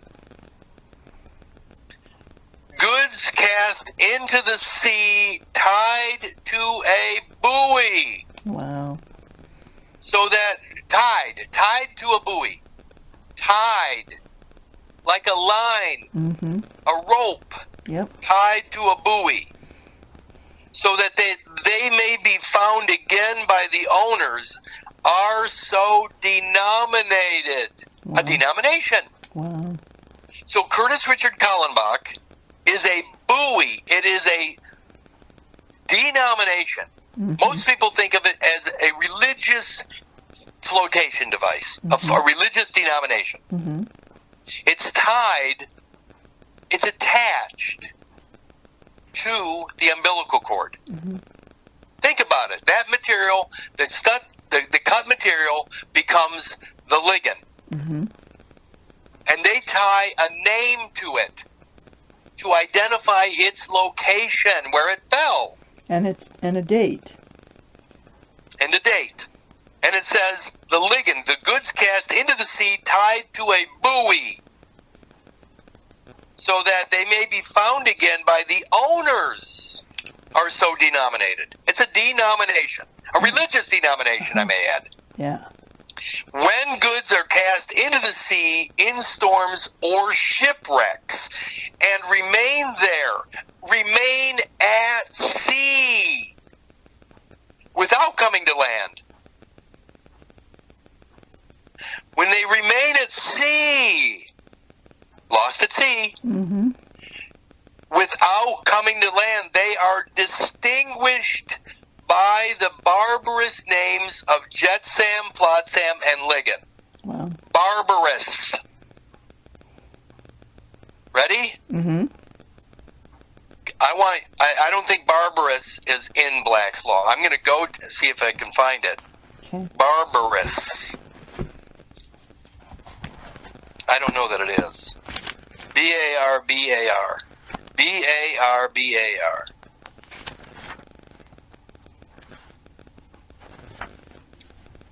Can't get to BA for some reason. BA. No. There is no barbarous. So I'm going to go to barbarous in Webster's. This is really huge, by the way. And this is something, I mean, you and I have never talked about this. So let's find barbarous in Webster's.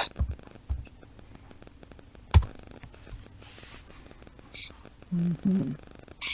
So if it doesn't come to land, it is considered barbarous.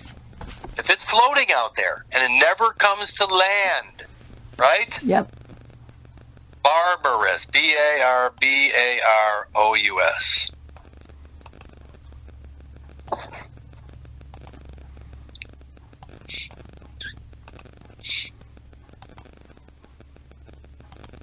I'm at Webster's. Yep, I'm there.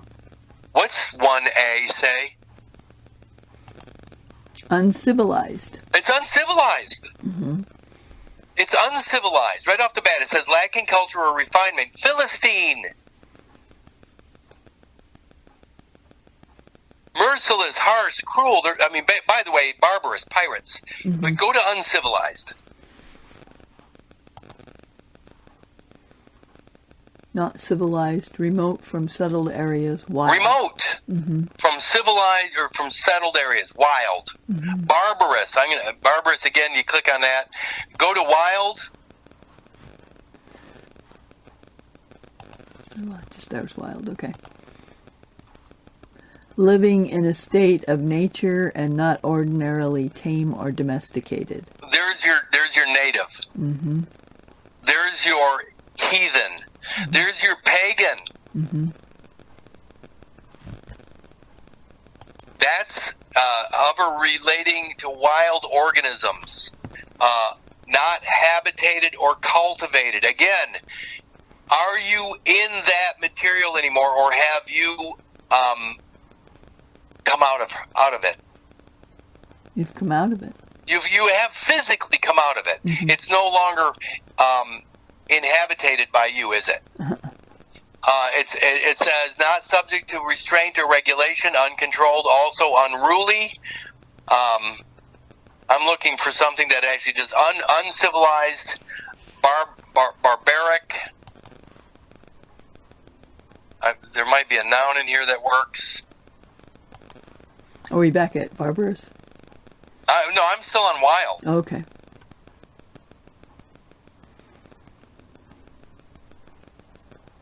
There, look at that. Wild noun. A sparsely inhabited or uncultivated region or tract. Wow. Wilderness, wild, free, or natural state of existence. Again, I want to caution people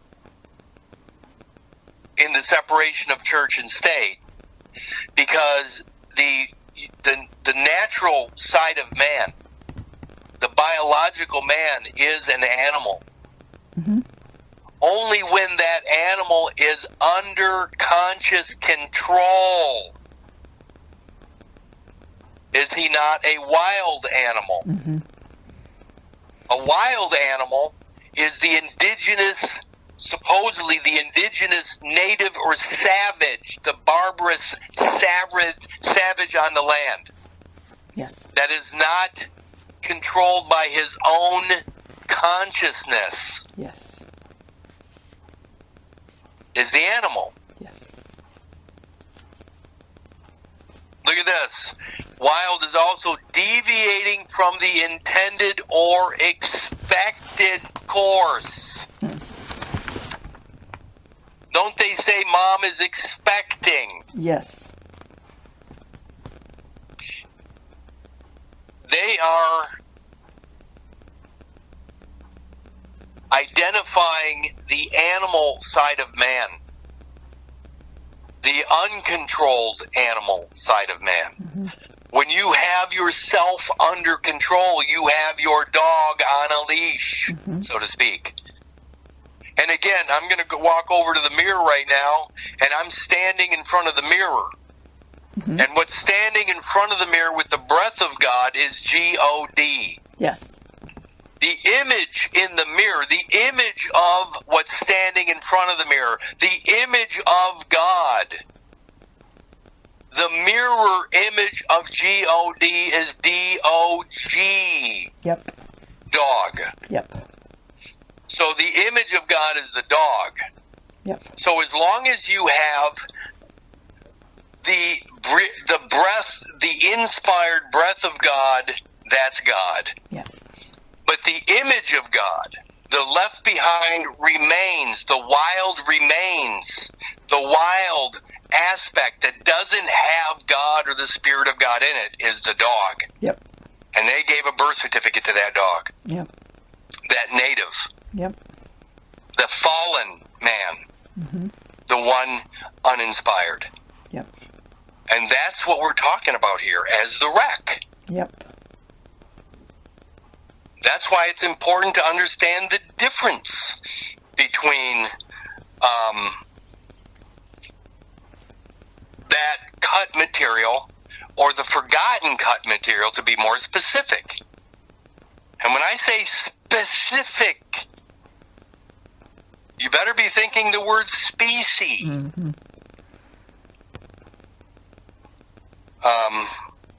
Let's get back to wreck. Goods cast ashore by the sea and not claimed by the owner within a year or other specified period, which in such case become property of the state. And of course, that's why I write Curtis R. period Kallenbach, because it specifies that material. Mm-hmm. The R period identifies or specifies that material. Because there's species right there. There's species right there. Mm-hmm. The origin of the species is in the R period. Mm-hmm. Common law for wreck. Goods cast ashore from a wrecked vessel where no person has escaped from the wreck alive. Mm-hmm. Now, people don't understand. They worry about the word person. But the word person is the human body. It means the human body. Mm-hmm. The body itself. Mm-hmm. If you amputate an organ, if you cut me off from life, Mm-hmm. so I can't survive, I cannot live. Mm-hmm. If you break apart my personality, my entire personality, which is my entire biology, if you cut me off from the beginning, then no person has escaped alive. Mm-hmm. When they cut the umbilical cord, you die on paper. Mm-hmm. That becomes a sacrifice, Yes. a human sacrifice. It's self-destruction when you claim a birthday. Mm-hmm. Common law says goods cast ashore from a wrecked vessel where no person has escaped from the wreck alive, and which are forfeited to the crown or to persons having the franchise of wreck. That goes back to the patentable. Yes. The patentable composition of matter, the placenta, is the 14th Amendment citizenship, which is a franchise to the United States. Yes. It's a United States vessel. And it's the materials patentable. And it's the materials patentable. So the United States patents that wreckage, that biology, the combination of mom and baby, like Reese's peanut butter cup. Yep. Two elements, chocolate and peanut butter, are no different than the placenta. Baby's biology and mom's biology, two completely separate things. Yes. Are now combined and viewed as one single patentable thing. Yep. Franchise of wreck. There's your 14th Amendment citizenship right there. But if claimed by the true owner within a year and a day, the goods or their proceeds must be restored to him by virtue of stat. A year and a day. What day would you add to the birthday? Today. Today. You add today to the birthday. Right? What do you got? You got all of it. But if you keep going back, if you keep making an annual pilgrimage back to infancy and never add today, are you here? No. No. No. You're missing presumed debt. Subject to the court case, the very important court case as Scott versus McNeil. You're missing presumed debt. Yeah. After what, 7 years? Yep. Yeah. And you're not, if you don't add today, you're not present. And without your presence, you're not living. And if you're not living, everything stays or is held in abeyance or in trust until you show up. But if you keep claiming a birthday, can you ever show up? No. No. Your property is administrated over for your entire life because you're too stupid to leave your infancy behind. Yep.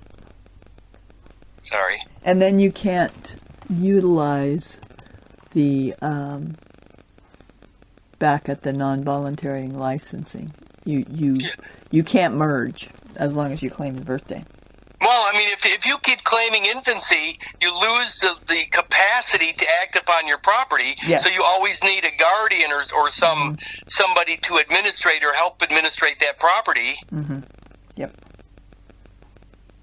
And what happens when you have no money, when you have no home? You're a pauper. A pauper, you're a pauper vagabond And and a fugitive from justice. Yep. Do they have any privileges and immunities in the United States? No. No.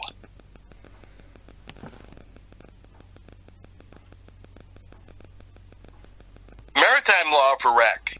A ship becomes a wreck when, in consequence of injuries received, she is rendered absolutely unnavigable or unable to pursue her voyage without repairs exceeding half of her value. A wrecked vessel, however, in common phraseology, includes a sunken vessel.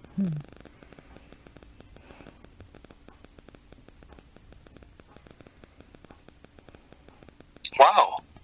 I mean, what people don't realize is that the decidua, the spongy biology of mother's uterus, the mother's portion of the placenta is considered spongy. It's considered swampy by definition. Yep.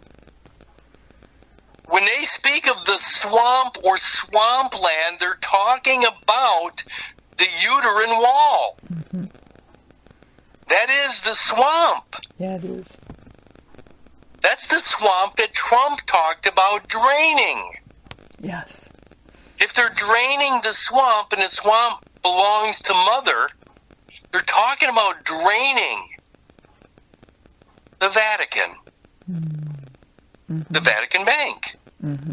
That's what they're talking about. They're talking about the bank that was established in 1933 through the birth certificated person. When they drain the swamp, they're basically closing up the welfare state. Yeah. The welfare state was established by the Roman Catholic Church in 1933. Yep. They called it public works. Yep. The New Deal. The New Deal with the devil. Right. Public works. And now the New Deal is COVID. Well, not for me, but No. But the point is that the public works, the New Deal, is where everything, all the works of all the indigenous population goes into a public fund, the In God We Trust. Public works. Everything became public works. No private. There's no privacy anymore. Yeah. They gave you a public person to basically as agency over your share of the public fund. Yes. But that's communism. Yes, absolutely. I choose reality. From fertilization to last breath, all present and accounted for, which means as long as I'm breathing, I'm the only one with any say over my private property. Yep.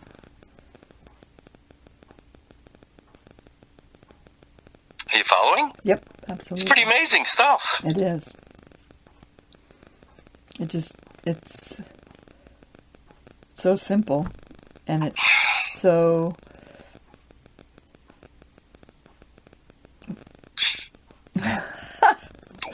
Again, let's go back to what really is happening. We can close this up with this. And every once in a while, I think it's important to say this. So, mom goes into the hospital carrying you inside her womb. Yes. My mom, I'm going to do my situation. My mom walked into Swedish American Hospital in 1960. Yes. Gregorian, according to the Gregorian calendar. Inside of her womb, I was a conceptus.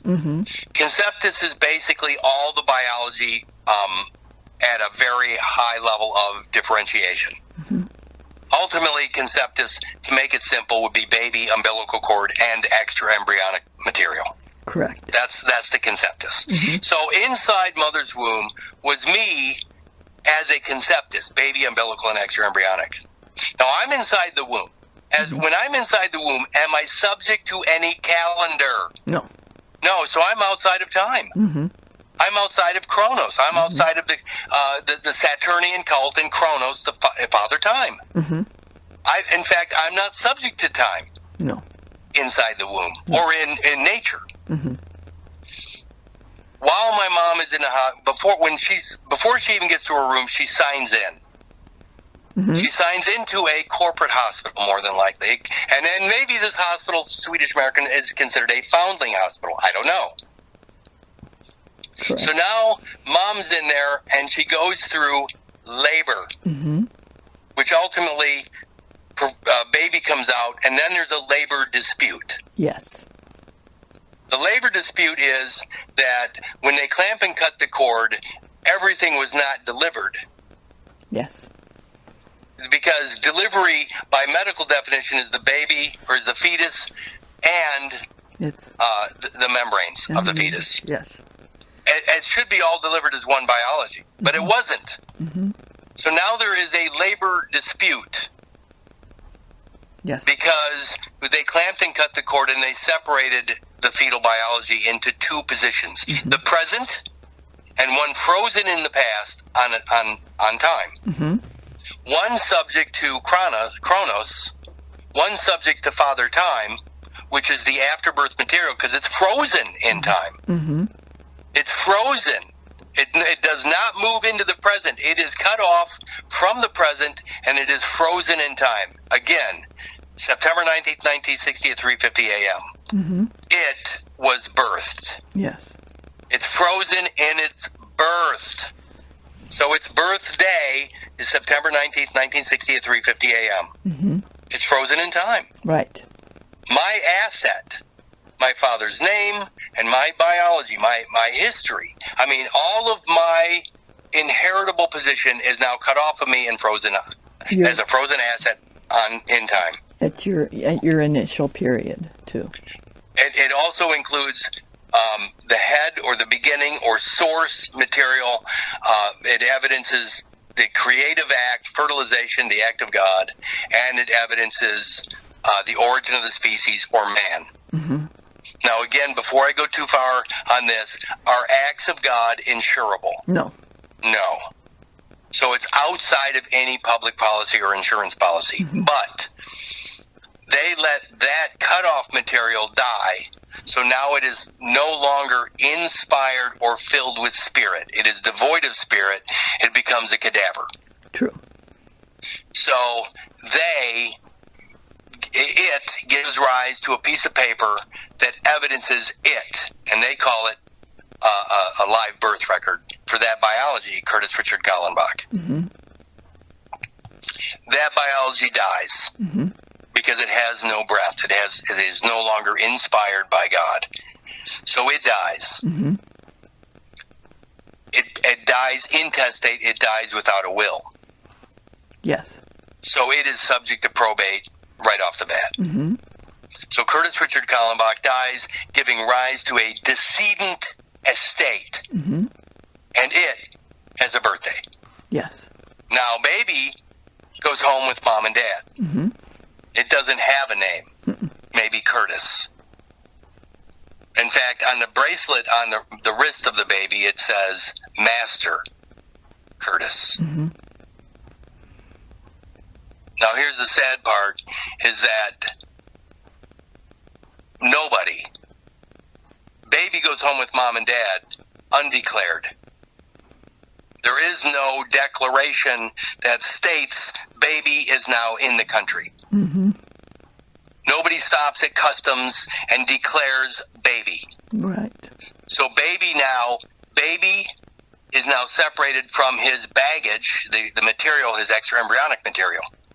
His baggage goes into a sort of lost and found.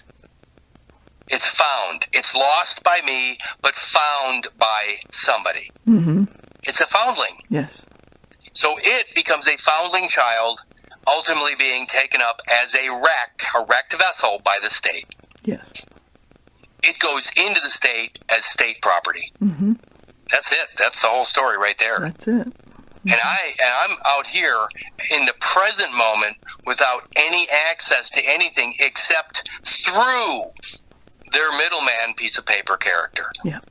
I can't get to any of my property. I can't even lay claim to any of my property because the character that they created, the first, middle, last, is owned by somebody else. Mm-hmm. It is the title to 35 U.S.C. 101. Yes. A composition of matter. And the only way I can get to my property is through that composition, that patented composition of matter. Right. The reality is they created a tertium quid chose, C-H-O-S-E, chose that is the only, that's the citizen, that's the vessel of the United States. Yep. And it can never be whole. It can't be whole unless I go in and lay claim to it, and then if I lay claim to it, there's automatically, if I lay claim to a birthday or its name, there's automatically, it gives rise to a litigious situation, a cause of action by the other owner, yes. Which would be mother, who is then, mother's actually what? She or that vessel is... claimed by the church. It's claimed by the church, but the Bar Association is the one that's acting between litigants. Right, yeah. So they're called in on every single situation where there is a discrepancy as to the ownership of that placenta. Mm-hmm. Now, if I know my origin is fertilization, then there is no material that is left behind, because I'm still using it. Mm-hmm. In the present moment, I'm still using that biology. Yep. As long as I'm still breathing, then that material is not in play, because I'm living. Right. Well, and a wreck says that nobody survived. Mm-hmm. And you did survive. I didn't survive. There is no wreck. Right. There's no wreck. I'm whole. I'm WHOLE. There is no piece of me cut off that I presently require. Right. What they did is they put that on deposit. They took all the gold. The Vatican or whoever took all the gold out of the system, and they said, we're going to let the blood of Jesus or the blood of Christ become the form of payment, the coin of the realm. Mm-hmm. The coin of the realm is the blood of Christ. Yep. Yep.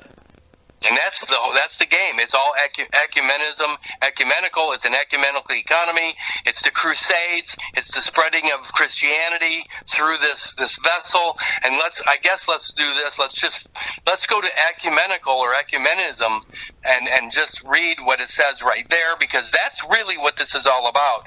It is a religious realm. And the ones that are fighting over the properties, again, are the Catholics and the Protestants. Mm-hmm. Always that. But that's all fake. Yeah. That's all belief. That's all superstition. Mm-hmm. Are we going to Wikipedia? Yeah. What did I say? Ecumenical. Ecumenism. Ecumenism. And I just want to point out that when I went to the Archdiocese of Denver, their law person, which I can't remember the name of the designation, when we were discussing all of this kind of stuff, said, well, all civil law comes from canon law, which is the churches. The civil is ultimately not the wild. I mean, that's the difference between civil and uncivilized. Yes, it's not wild. Yes. The native not of nature. population, the indigenous population, they're all subject to being murdered until they accept Christianity or religion. Doctrine of Discovery. The Doctrine of Discovery, 1490, Inter Cetera, 1493. Yeah. So they say Columbus sails the ocean blue in 1492, and right after that, Inter Cetera comes in and says, hey, by the way, all of you that are not Christians, all of your property is subject to Inter Cetera. Yep, off with your heads. Off with your heads. Literally, they cut off the head. By cutting the umbilical, they cut the head. They cut off the origin. Yep. The initial period. The initial period or the foundation of every living being. So now, by cutting off their heads, i.e. the umbilical cord, they've separated everybody from knowledge. Yes. Ecumenism also is the concept and principle that Christians who belong to different Christian denominations, there it is right there, should work together to develop closer relationships among their churches and promote Christian unity. The adjective ecumenical is thus applied to any interdenominational initiative that encourages greater cooperation among Christians and among their churches.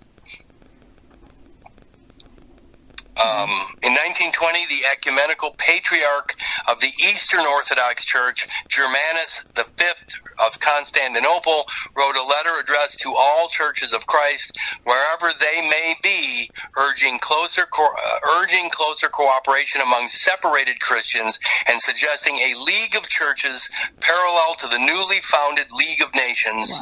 Wow. And here's the thing, is that the cut material, the ark, the very thing you were inside of, that vessel, that ark, is the body or the temple. It is the temple. Your body is the temple. Yes. So when they cut that off of you, they are saying they have the temple or the church on deposit. Yeah, wow.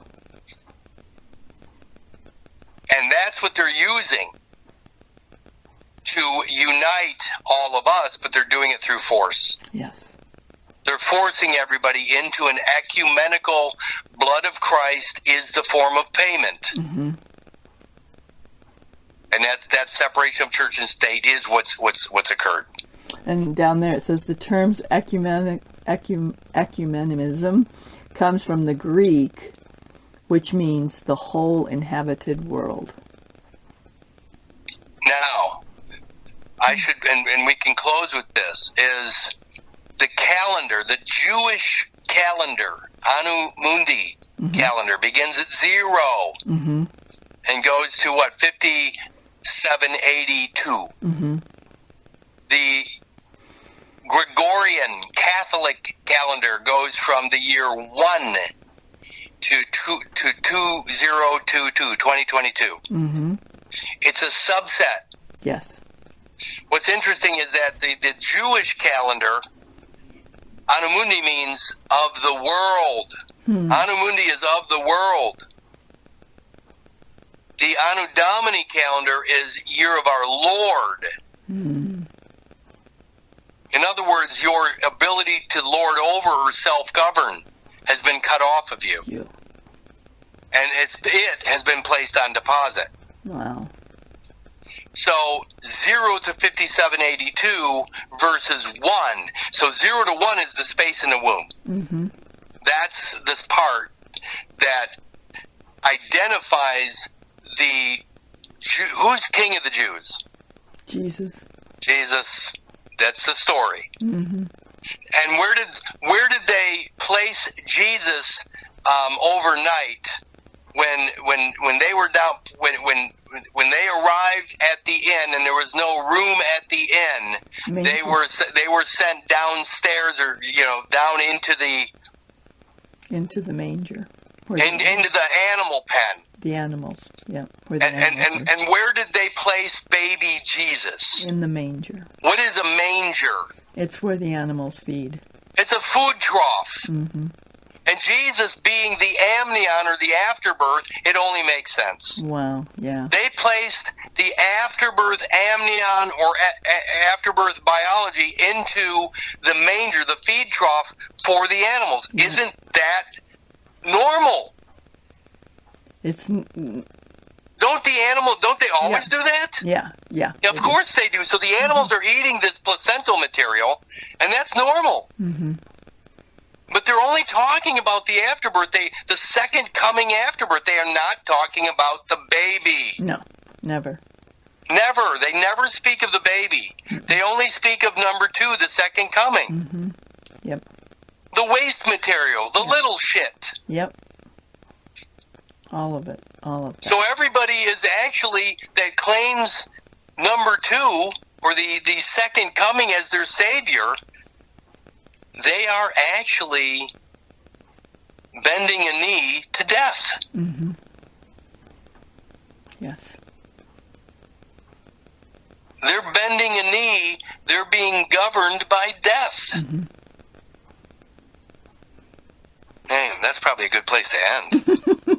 That's ugly. That's an ugly thought, but it is. The mass, the MASS that is cut off of you, the biomass, the biometric cut, the umbilical cord being cut is a biometric cut. That dies, it becomes a black mass, a dead mass. Subject to black law. Black's law, that's right. Valentine, you're a dead man. That's right. Right out of Trading Places. Yep. And what did we start with? Hotel California? Hey, you can check this character out of the Library of Congress if you want, but you can never leave with the character. That's right. Again, the Library of Congress, the Library of Last Name, Last Resort. Yeah, you can check it out, but you can't leave with the book. Right. And that's what Hotel California is all about. Yep. Wow. Well, again, we didn't have any topics for today, so it turned into something. Always does. This was good. It always. This was good. See, I know you can teach it now because, I mean, this is stuff you and I have talked about for years. Yeah. But now it all makes sense. Yeah. It all makes sense. Yeah. More and more, and just, like you say, just more and more details of it. That's all. The devil's in the details. It's time to get whole again and get out of the details. All righty, lady. Yeah, let's try to do. I'll actually come up with some document for next week, and we'll talk. We'll spend some time on that. I want to end with this. Welcome to Hotel California. Such a lovely place. Such a lovely place. Such a lovely face. Plenty of room at the Hotel California. Any time of year, any time of year, you can find it here. Then I'm going to go down to the other part. Where's the rest of it? There it is. Where it says. There it is. The last thing I remember, I was running for the door. I had to find the passage back to the place I was before. Relax, said the night man. We are programmed to receive. You can check out any time you like, but you can never leave. Then that amazing solo. Mm-hmm. All right, ladies, send me this. Put it up a Buzzsprout, and have a great day. Otherwise, call me if you need me. All right, sounds good. Love you, bye. Love you, bye.